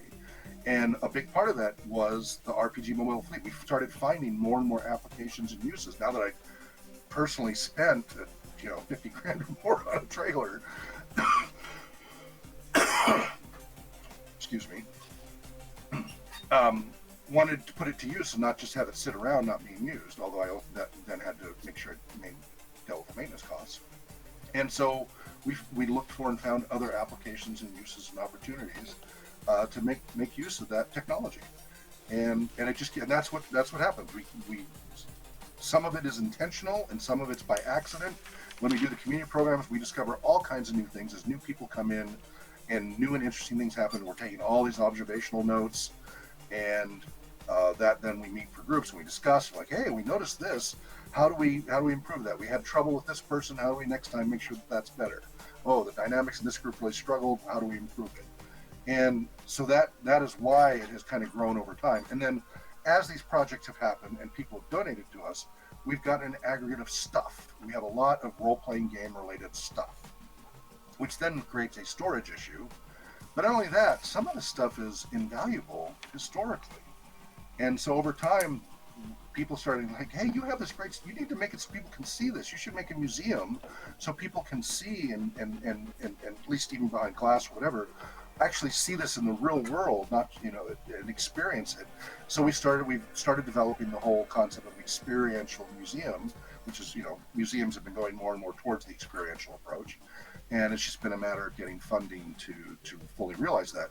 But we have been bequeathed multiple donations of stuff that some of it's extremely rare, some of it's in really good shape. We just got another one from a friend here shutting down his shop here in Spokane, and his stuff goes back. It's like brand new, some of it. Not to mention, for you, Dad, boxes and boxes of comic books and such that'll be interesting to go through. But he's bequeathed all of this stuff to add to our collection, to either use in our community programs, our research, or for this particularly rare items, put them in the museum and add to that collection. Okay. I added a couple of questions here. Where do you see the future of RPG research from this point? We are rebooting. We did an experiment with a classic community center, and it started out okay, but there are restrictions and limitations to having a dedicated community center that ended up sabotaging all of our progress and our approach and the benefits of what we do. And we just this year had to shut down that community center because it was draining our resources dry at all levels. And we went from an average of 10 to 20,000 a year in expenses with volunteers in our mobile and online model, and partnering with other community centers and schools and libraries and parks and events and all that, and only having to spend about 10 to 20 grand a year, and survival mode we could get by on just 5 grand a year and still have a great impact. To with the community center, we were having to spend 50 to 100,000 a year, and in our previous model, it averages out in that 5-year period that we tracked it. We helped 100,000 people in 5 years, so that averaged out 20,000 people a year roughly that we directly impacted. That doesn't count all the secondary impact of our YouTube channels and everything as far as people being inspired and who knows what down the chain. Just that we can account for directly 100,000 people, about 20,000 a year, for 5 to 20,000 a year in costs and in dollars, and then our volunteer staff. But with the community center, our costs shot up exponentially, 50 to 100,000 a year, and we could only help at best, and I don't know that we truly fully realized that, maybe 1,000, 2,000 people a year. You do cost benefit analysis and return on investment and total cost of ownership. It doesn't make any sense. And I talked to other community centers, and they're like, "Oh, you guys are extremely lean, mean, and efficient. That's amazing. You can do so much for so little. We have to raise 10, 20, $30 million to do some of that." And we weren't even close to that, right? And they were very happy to be able to serve a few thousand people at the cost of a few $1 million a year. So clearly there's challenges with that particular model. It's not, again, it can be done, but the efficiency for a very small organization and the positive impact, your impact is much less. So we are going to go back to what worked, right? Again, we're a research organization. We experimented, we tried something. The community center, we learned so much from that process.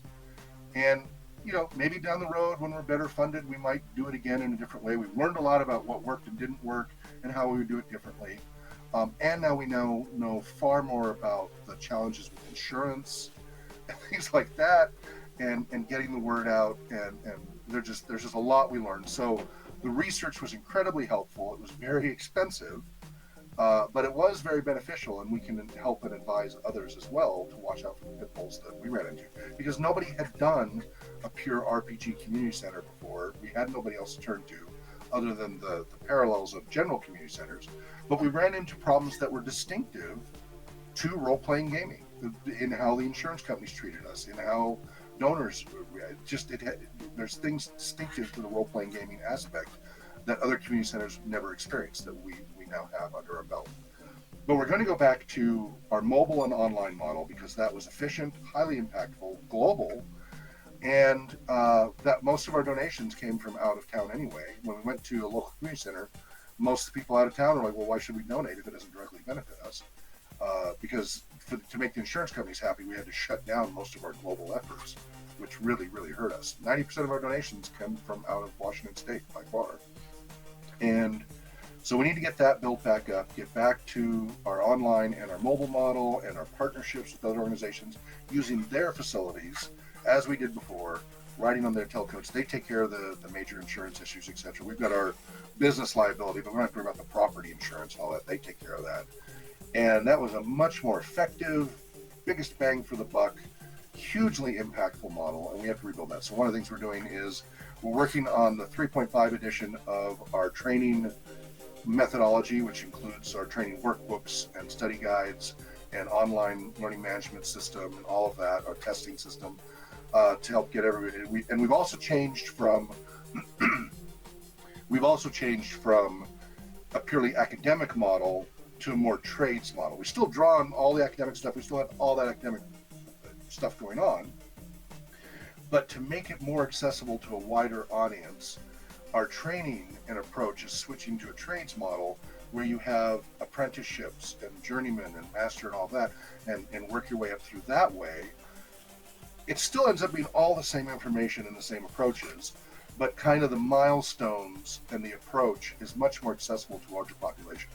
The way we did it with versions 1 and 2 of our programs for volunteers and on the professional side, that mostly appealed to college professionals, either graduates, etc., or people who had to have college degrees to get their professional certification, whatever.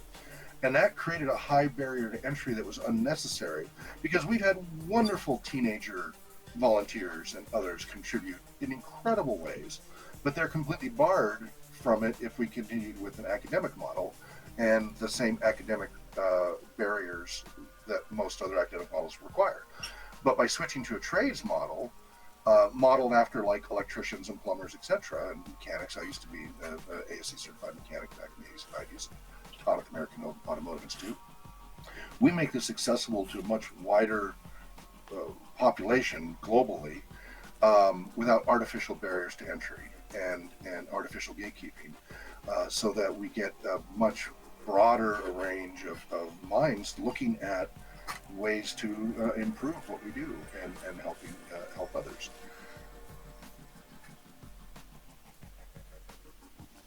Okay. Last question. Are there any other things that you wanted to add? Oh, there's so much. You go on for hours and hours with everything. Let's try and keep this a bit limited. Yeah. I mean, so right now what we're looking at is we are hoping to, like with this interview and such, we're getting the RPG Talk Show back online, get our online presence built back up. I'm still doing some tech work to make money to keep shoveling into this while we get back on our feet and rebuild our volunteer base and our donation base. And if all goes with that, like at PriceEdition.com, if we get the YMCA donations and if that happens, that partnership, who knows what RPG research, we might be able to engage with them and help us propagate that way. We will have to see how that goes. We'll have to see how that goes. But basically, expect to see us steadily ramping up as Dan and John and the others, as you get us back out there and get our cyber footprint back.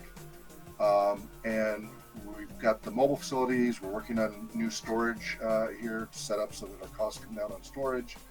And just basically getting back on our feet. I have to finish the 3.5 edition of the books, and then training will resume. We're hoping this August we'll be able to get that rolling. And so this year, 2025, expect to see us online really ramping up. And then locally and in the region, starting to show up again with the RPG bus, the trailer, getting the word out, starting to do some of our programs here and there. And then in 2026, I'm hopeful we'll really be able to just totally take off and get back to the levels we were at before, having this huge, wonderful global impact. Key is we need donors and volunteers to build back up. And we had an incredible track record of volunteer sustainability because we don't burn out our volunteers. We have a model, again, a lot. Not only do we draw on rec therapy, we draw on neuroscience and research psychology and a lot of different tools. And what a lot of nonprofits do is they tend to burn through their volunteers.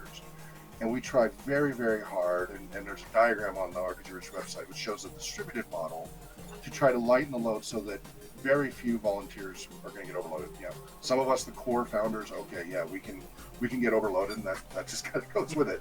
But for everybody else, we try to have a distributed load, and basically none of the volunteers are supposed to do more than 10 hours a week maximum. And we try to keep it kind of into that 4 to 6 hours a week sweet spot, because most people in general can come up with the time to do that without it impinging their general lives too much. And a lot of people want to help do this. A lot of people love what we're doing, and it's a lot of fun. What we're doing is a lot of fun anyway, and we just so happen to be able to help a lot of people too.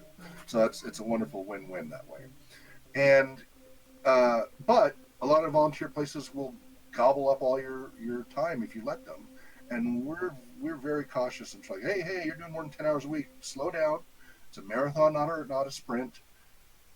Break it into smaller pieces, bite-sized chunks. You can eat an elephant one bite at a time, and we'll get there. So we have a very longitudinal, steady as she goes approach, which means we have volunteers who've been with us for years and years and years, rather than like a lot of nonprofits where they have a high volunteer turnover rate. To be very clear, none of us are paid at RPG Research, never have, and I'd like to keep it that way, which apparently has become a radical concept in the nonprofit world. I've been to all these nonprofit workshops and conventions, and apparently that's pretty radical now to not have people be paid to run a nonprofit. But with this distributed model, I mean, it is the ultimate in altruism. We're all giving of our time to help others, and it has a magnifying effect as we work together as a group. So we need to rebuild our volunteer staff. So I got to get the training going again for our training game masters. We got to build up our volunteer general staff, administrative staff, game masters, etc., webmasters. And we need to get donors coming in again, right? We're still getting donations. They're still coming in. We still have our Patreon. I know that's a little dated, but it still works. You can also donate directly through PayPal. Some people do a monthly donation through that. Some people do a one-time. Anything works. And we still accept physical donations. So if you have stuff that you think would be good for the RPG Museum, or to help with our community programs, or to help with our research, we get shipments all the time from people saying, please put this in the museum, or please put this in your general programs, or please consider this for research, or put it on your talk show to do an unboxing if it's something new. We've had companies donate brand new games to us, and we do unboxings, which we're going to be bringing that back pretty soon, Dan and John and such. We've already got a queue of several that were behind the curve that we need to get back up on the air. And but yeah, so right now what everybody can do is donate.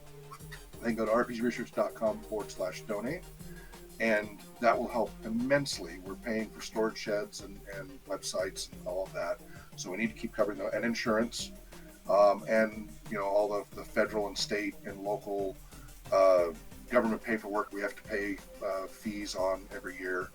And so please do donate. We really, really need the donations. And then if you're interested in volunteering, we're going to be updating our volunteer page very soon. It's still there's a lot on our website we got to update. One of the things we need right now is a volunteer webmaster to help us get back on track. But yeah, be watching to sign up under rpgresearch.com/volunteers. We'll get our momentum back and get back to that 20,000 or more people lives that we're helping directly impact that we had for years. Okay, well, thank you for your time, and we'll be in contact. Yeah. Thank you very much, Dan. Really appreciate that. Not a problem. Yeah. Okay. Bye.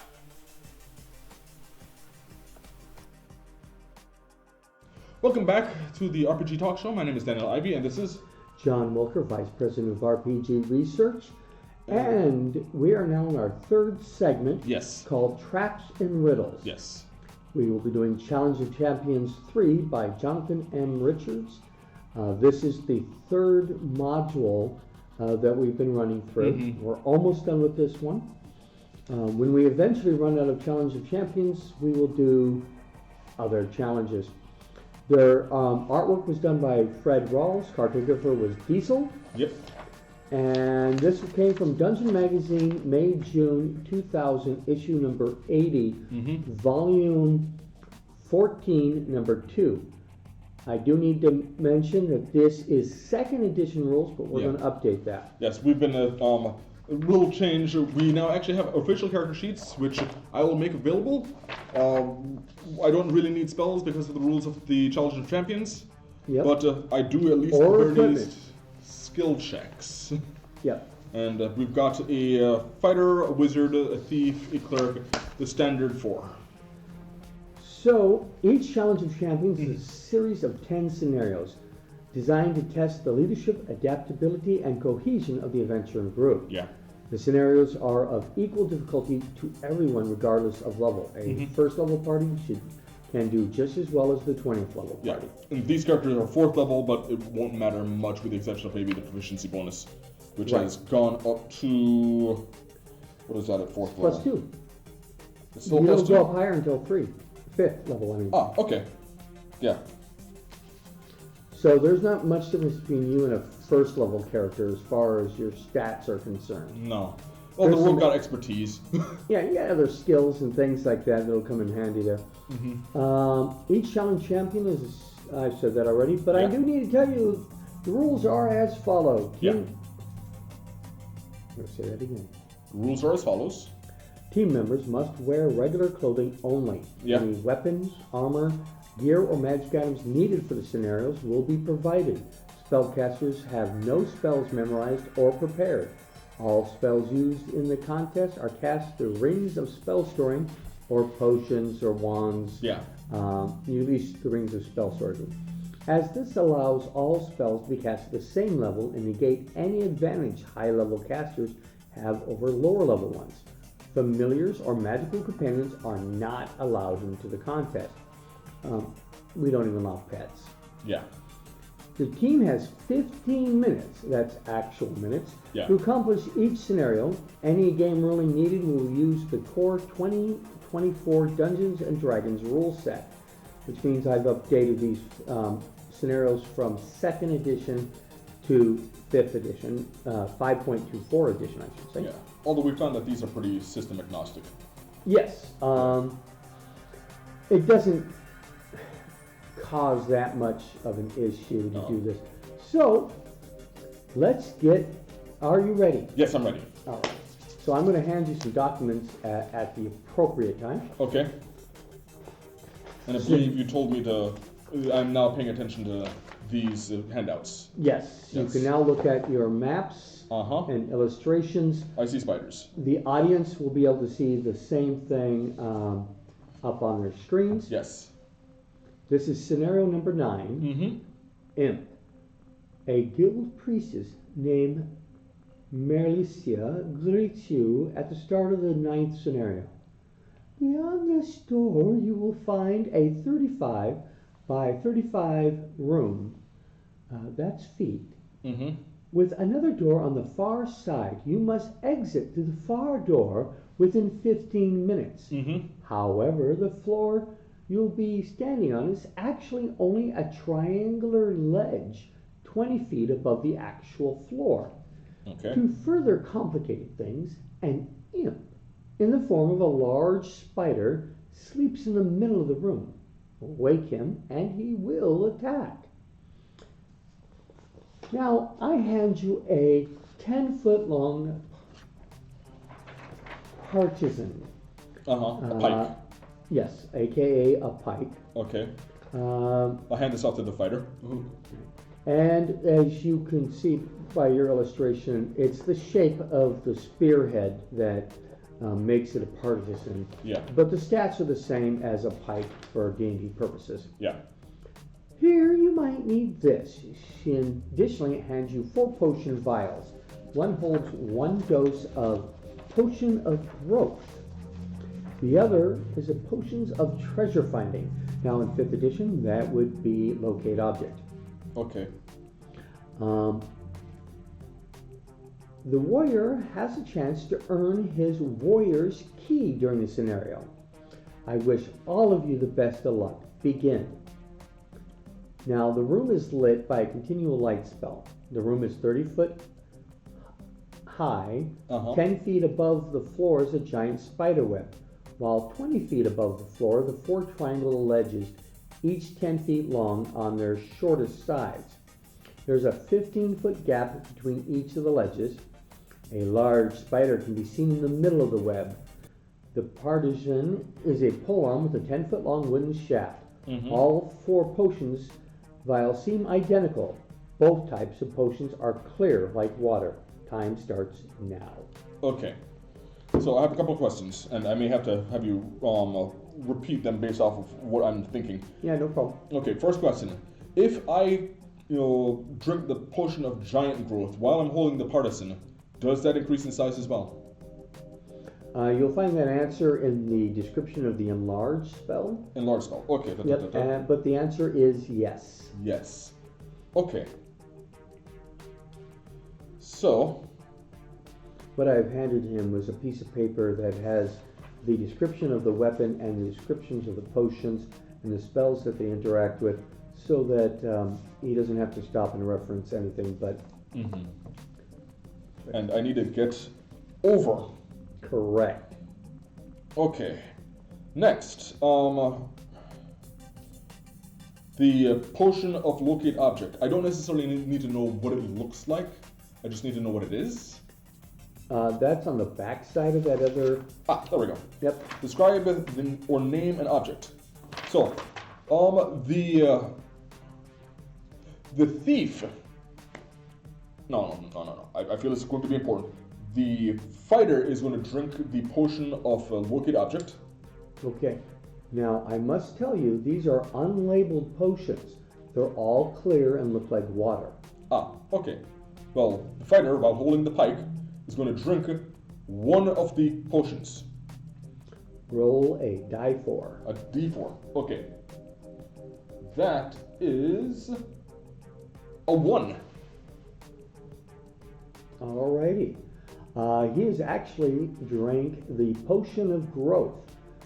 Doubles in size as does the polearm. So the polearm, which has a 10-foot reach, and the gap between the corners are 15. Right, and the polearm is now 20. 20. So he's going to use that to hold out, and the thief and the others are going to climb across it, monkey bar style, to get to the other side. Okay. So. And they're going to carry the other potions with them. Fine. Yes. So you have to do a dex check now. You just only have one person holding it, correct? Well, the rogue is going to go first. Mm-hmm. But when he gets over there, he's going to help reinforce it.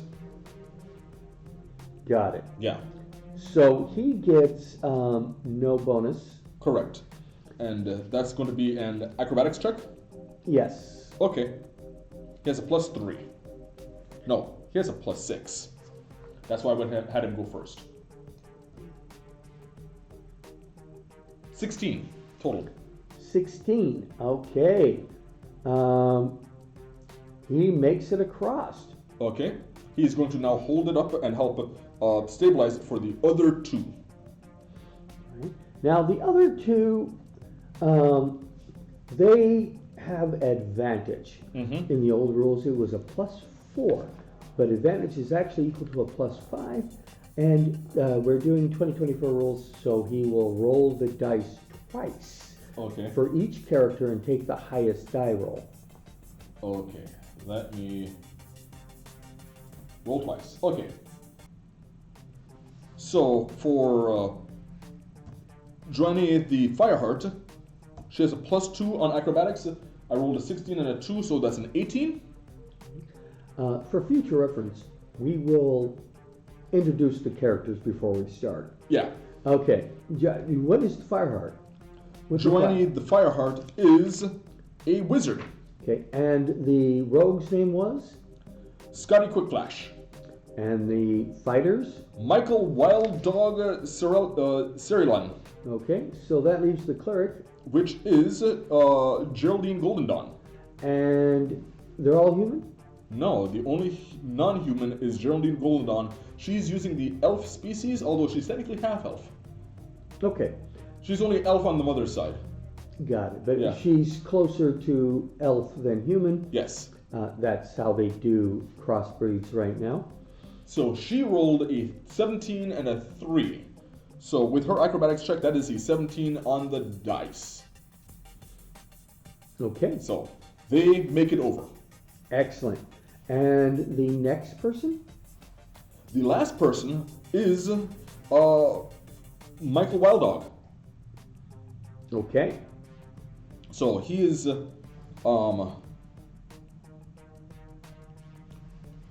they are going to back into the corner as far as they can, and he's going to try and just leap over, because him being large, he should be able to make that jump. Okay, you're saying because he's large? Because he's the one who drank the potion of growth. Okay, Yeah. right, yeah. So the distance you can travel is equal to your strength in feet. Yes. And what is his strength? His strength right now is an 18 before the potion of growth. Right, and what's it after the potion of growth? The potion of growth, the target's size increases by 1 category from medium to large, for example. The target also has advantage on strength checks and strength saving throws. The target's attacks with a large weapon is yeah. So it doesn't increase size. It doesn't increase It doesn't increase his strength, he just has advantage on the check. correct. And he's got a 18. Yes. So he easily makes the leap over there Mm-hmm. as the final person. And once he comes in, the 3 of them grab him on to pull him on. Okay. Okay. So according to this, you have now gotten to the second. They're going to repeat this Procedure? to get across again. All right. So, roll for the rogue. Roll for the rogue. I'm assuming the rogue's first. Yes. Ooh, that is. He rolled a 2, so he has a total of 8. Oh, so sad. That means he has fallen and has ended up in the web with all the complications one has of being webbed. Mm-hmm. And well, you actually suffer no damage, but you have awakened the imp. Yes. So basically, we need to roll initiative. Okay. So, initiative, +6, +3, +4, and +0.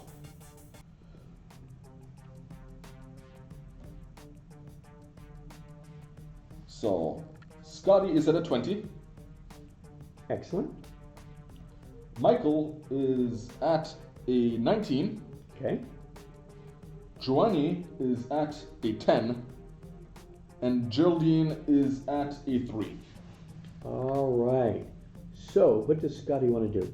Scotty wants, he says to Michael,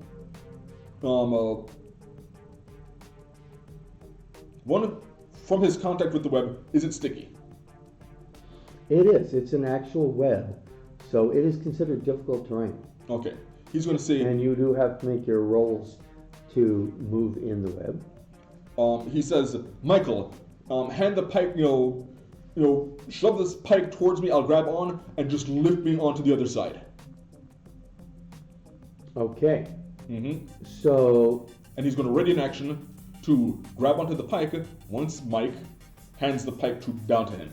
Okay, and when does Mike go? Next turn.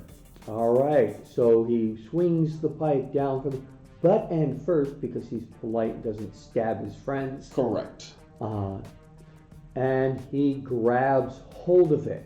Yes. So the only other question is,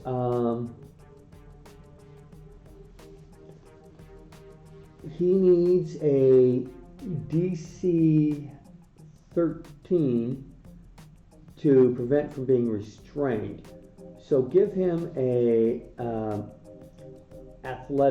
dexterity check not to be restrained. Okay. Would he be considered with advantage because he's getting assistance from Mike? Yes. Okay. Beautiful. That is going to be, he rolled a 19. That's a 25. Okay. And for future reference, just because of the scenario, he's not trying to avoid the web, he's trying to break free of it. Yeah. It will be a strength saving throw. But still, with advantage, I'm sure he made it. Yeah. And so he gets lifted up. Yes. And is he going to try to... Once he's lifted onto the thing, he's going to drop down and stabilize. So he's going to try to go back to his platform. No, he's going to go to move him to the next platform. That's what I meant. Yeah. So the Mike needs to make an athletics check because unless Steve's a halfling... Well, he's one size right now. He's one size Scotty smaller. is one size smaller. Okay. Yeah. So no disadvantage or anything like that. Just a straight athletics check. Athletics check? Okay. Mm-hmm. Come on. But remember, actually, he gets advantage on strength checks because of his size. Okay.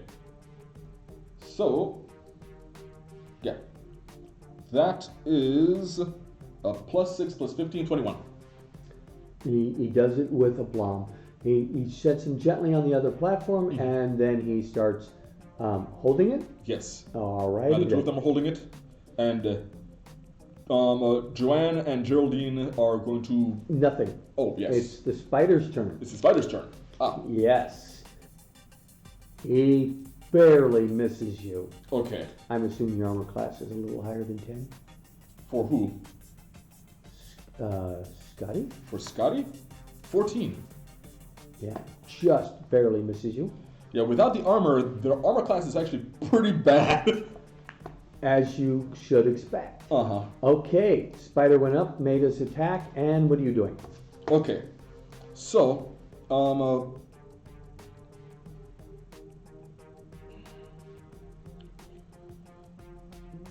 Joanne, who I believe is next, she is going to, go over and then make a beeline to the door. All right. So I believe she needs an acrobatics check. Yes, he does. She does, and it is with advantage because it's being held on both sides. Mm-hmm. So that was I said Geraldine. Mm-hmm. 11. I rolled a 1 and an 11, and she has no bonuses. Okay, so in the hole you go. I need a dexterity check not to get caught in the web. Okay. 8. 8. She is now stuck in the web. Okay. That's not a...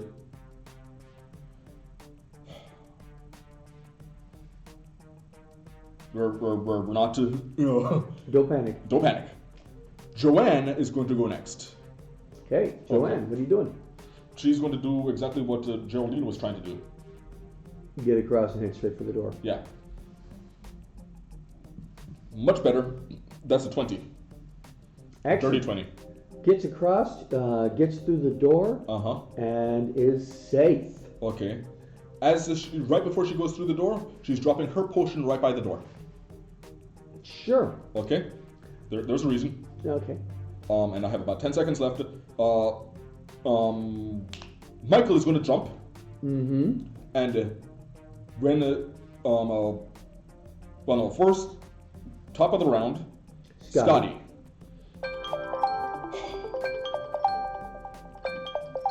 All right. But I'm not going to call this a failure. I can tell you what I was going to do. Yeah, go ahead. Yeah. Scotty was going to help Michael jump over. Michael was able to, while in large form, hand the pike down for Geraldine to grab on, and he was going to just throw the pike and her through the door. Okay. And then he was going to, down the rest of the potions to figure out which one's the, potion of locate object. To figure out where's... All of the other ones were locate object. All the others were... Okay, so 1, locate object. And figure out where the locate thing was. He wanted to be the last one and possibly use the pike to fish it out. Wherever it was. So what object were you looking for? I was looking for... He was going to think the seal of the warrior. It's sitting in the hand of the person who's running this. Uh-huh. So once you get to the door, it's the guild wizard named Marine. Would have earned it. Yeah, you earn it by doing it. Now here's the real sad part about the scenario, though. What's that? Is that you took 2 potions. Yeah. There's a thing called potion of miscibility. Uh-huh. So when you mix potions, the warrior is now considered dead. Oh. So you guys jumped, and that was all evil. The warrior makes the exit successfully with at least one party member. He has given the warrior's key, but you do not earn the warrior's key because you killed yourself. I wasn't warned about that. You're supposed to know better that you don't mix potions. Okay. So let me find the actual line here. I'm not going to count this as a loss because you got 3 people through. You just don't get the key. And you would have done it in time if we didn't stop during the thing to describe, at least give names and classes to the players. And for me, it was a toss-up whether or not I was going to have Scotty do it or the warrior, but I figured the warrior should know where it is. Yeah. So here's the description. Yeah. There's only a 25% chance that the PC drinking the actual potion of growth is holding the partisan. You got lucky and rolled the right number. In addition, a potion of treasure finding becomes a deadly poison if mixed with any other potions. As a result, anyone drinking more than one potion is immediately declared dead by Marialicia. Okay, so... but even though the potion of treasure finding in this scenario is actually just water. Okay. So you succeeded. You're not going to get your full points. Yeah. Normal points would be up to 40. 10 points for everybody. So you're getting 30 points. Better than what I've normally done. And no key. Unfortunately. Right. So, audience, I would like you to let us know. In the future, do you want us to up our game a little bit and add actual maps, minis, and physical dice? I think we're going to do physical dice regardless if the audience wants us to or not. But do you want maps and minis? Let us know in the comments. Okay, so next up we have some unboxing, and we have a little under half an hour to go. Let's begin. Okay, so we have this box. Where did you say it's from? This is from Chaosium. Chaosium. Chaosium. Yes. And let's open this up, shall we? Very much. So let me go ahead and start with telling you guys that I am a big fan of Call of Cthulhu. Yes. I have an H.P. Lovecraft Historical Society membership. I'm also a keeper for Chaosium. And we are going to be unboxing Call of Cthulhu's The Sutra of Pale Leaves, Twin Sun Rising. First thing I want to point out is that Twin Sun Rising, that second title behind there, tells me that there might be a sequel. And I can only hope, because this is an exciting campaign concept. Forgotten for centuries, the Sutra of Pale Leaves has resurfaced in 1980s Japan, a time of excess, conspicuous consumption, and enormous technological changes. This is giving me a hard time. Yeah, I thought we maybe should have opened that before. No, I think they like seeing me open this thing. Yeah, no struggling. I'm trying to make my athletics check here. Don't cut yourself. Trying not to. So, the Call of Cthulhu, according to the caption here, encountering the King in Yellow in 1980s Japan. The King in Yellow was a story about a play that drove you insane if you actually watched it. We exist without ever knowing in this world, is it dream or reality? Reality or dream? This is Koken Wakashu, Volume 18, Miscellaneous Poem, number 942, Anonymous. Okay. So, inside the box we have a piece of paper. That's a packing slip. Yep, packing slips do exist. Yes. Not important for you to see, especially with the, Yeah, and I'm sure nobody cares anyways. We don't want to be doxxed by our own Let's Play or unboxing. And then there's something else in here, also cardboard, which feels like a Dungeons & Dragons door because I'm struggling with it. Is it check for traps? Oh, jeez. Look how securely they packed that. This is really secure. It's got another thing for me to open up. It's a box within a box. Box within a box.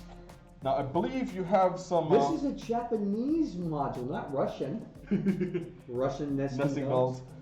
You also have some printed out laminated stuff. Okay, so if you go to Chaosium, especially follow the link that we'll have in the doobly-doo, you will be able to download handouts. Yeah. There's also player resources dungeon master resources, etc. I printed out the player's handbook. Sorry. I printed out the Player handouts? player handouts Yeah. so that I can hand them out. But I laminated them because I plan on using these multiple times. Okay. I'm not just a one game one. I do highly recommend it. If you plan on only running it once, don't bother laminating them. It's expensive. So inside this nested box is the actual book, and this is hardcover. This Yes. is nice. It's a hardcover module. It says Call of Cthulhu, the Sutra of the Pale Leaves, Twin Suns Rising. Okay, and what is the introducing the King in Yellow in 1980s Japan? Yes. Encountering the King in Yellow in 1980s Japan, Damon Lang, Yukihiro Terada, Andrew Logan Montgomery, Jason Sheats, Jesse Covern, and Karis McDonnell and Mike Mason. That's the credits. There's a plastic wrap around it, so more nesting. On the back it says Call of Cthulhu Unmasking the King in Yellow. Forgotten for centuries, the Sutra of the Pale Leaves has resurfaced in 1980s Japan. A time of excess, conspicuous consumption, and enormous technological change. I believe you just said that. Oh, I did. Yeah. A hypnotic text, this ancient tome inspires creative people from poets to manga artists and online gamers to fashionistas. In the hands of those who revere it, the sutra is about to remake the world. And it goes on, includes the scenarios Dream Eater, fanfic, and the Pallid Mask of Tokyo. The Sutra of Pale Leaves, Twin Suns Rising contains a new take on the infamous mythos entity, the King in Yellow, 3 modular scenarios for standalone or campaign play, a guide to the Sutra of Pale Leaves and its insidious effects, associated cultists and monsters, guidance on Japan during the frantic 1980s boom era, 6 ready-to-play investigators, a range of NPC confidants. The Sutra of Pale Leaves, Twin Sun Rising, is designed to be used with the Call of Cthulhu role-playing game and optionally the Pulp Cthulhu supplement. Now, the difference It's also for mature readers. Yeah, definitely.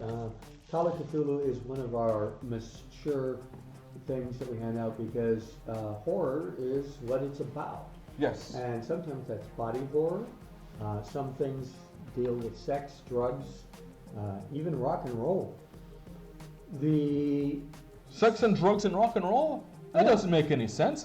who knows why they're involved in that? Yeah. So as you can see, it's a really nice, hard quality hardcover book. Oh yeah. The sheets that he has under there, can you show the handouts just a real quick glance? Sure. There are lore cards, Mm-hmm.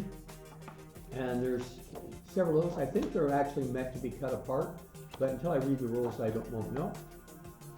So as they gain information about the character or about the story, they'll be able to see these lore sheets. Yeah.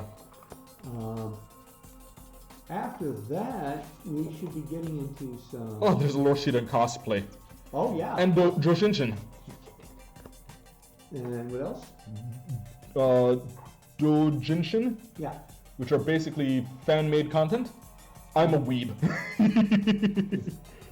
That's the fanfic. Yeah. Letter to Kanaska. Right?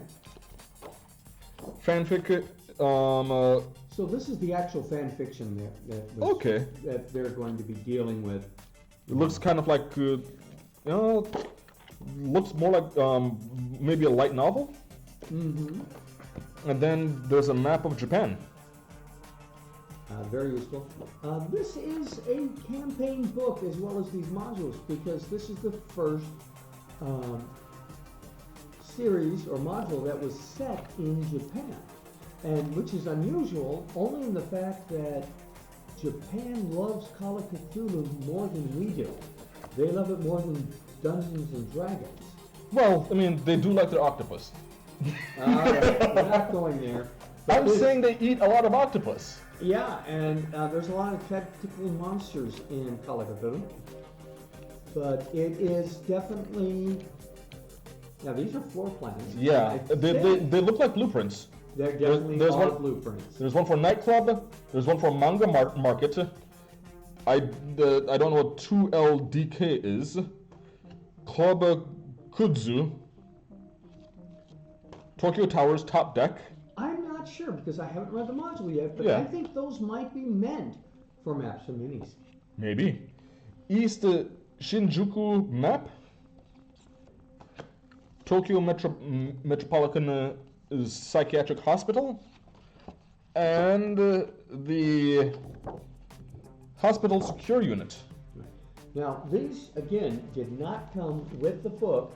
These, I had to go to the Kala Cthulhu Sutra of the Pale Leaves, Twin Suns Rising hardcover page on the Chaosium.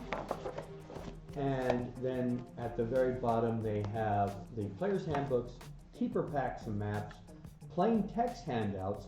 The reason for the plain text handouts is so if you have trouble reading the original handouts, you can. It's an accessibility thing. And there's an amazing, double wide image extended from the cover. Take a look. Yeah, that's beautiful. Yeah, it looks like it's a better wraparound from the back cover. Right, because you can't really see the details of the back Yeah. cover, but that is a great picture. They they do it on the back pages as well. So beautiful artwork, absolutely wonderful. Now, when you said it's for mature readers, the contents of this product deals with mature themes, may contain descriptions of violence, gore, drug use, and sex. Yeah. It is recommended for a mature audience, and we will talk later in our show about distinguishing between mature audiences and safety tools. Correct. By the way, I just cut to this guy and... Yeah, that's the King in Yellow. Yeah. I just cut to him. He wants to be seen. Oh, and they have some good renditions of old, I guess, Edo period art. So this is a reference book as well as the modules themselves, because you need to understand the location. Yeah. It's a little harder than just saying it's in Innsmouth. Mm-hmm. And this is one of the things that I kind of, oh, wow, interesting. I just realized that there's a little bookmark, and it's yellow. What other color would they choose? Well, standard tends to be red. Standard says to be red. I appreciate that they went with yellow for this. I'm going to tell you a little bit about the modules. You keep showing off art and pages. Oh, before you do that, I did want to mention, and this is something that I kind of miss about some of the old school campaign settings, is, how should I put it? I feel like sometimes it's best to have information that only the Dungeon Master sees to help flesh out the area, because it helps give a place be lived in, as opposed to, okay, you're fighting these monsters. Right. Yeah. Well, this book is not meant for the players to read. Okay. Okay. We have pre-generated characters that you can give them. You can have them create their characters. I have a wonderful book that creates your entire background from this thing. But this is not a player's book. This is the module part. Mm-hmm. And you may have either spoon feed your players or have discussions beforehand. If they're a bunch of weebs and love all things Japanese, then they will not need a lot of introduction. Okay. But yeah, you're going to need to figure out a way to get them into the setting. And hopefully the stories will do that. You can use the story and the description of locations, the backgrounds and the people, all that kind of stuff to give them the sense of what's going on without handing them a book what is 1980s Japan all about? Yeah, and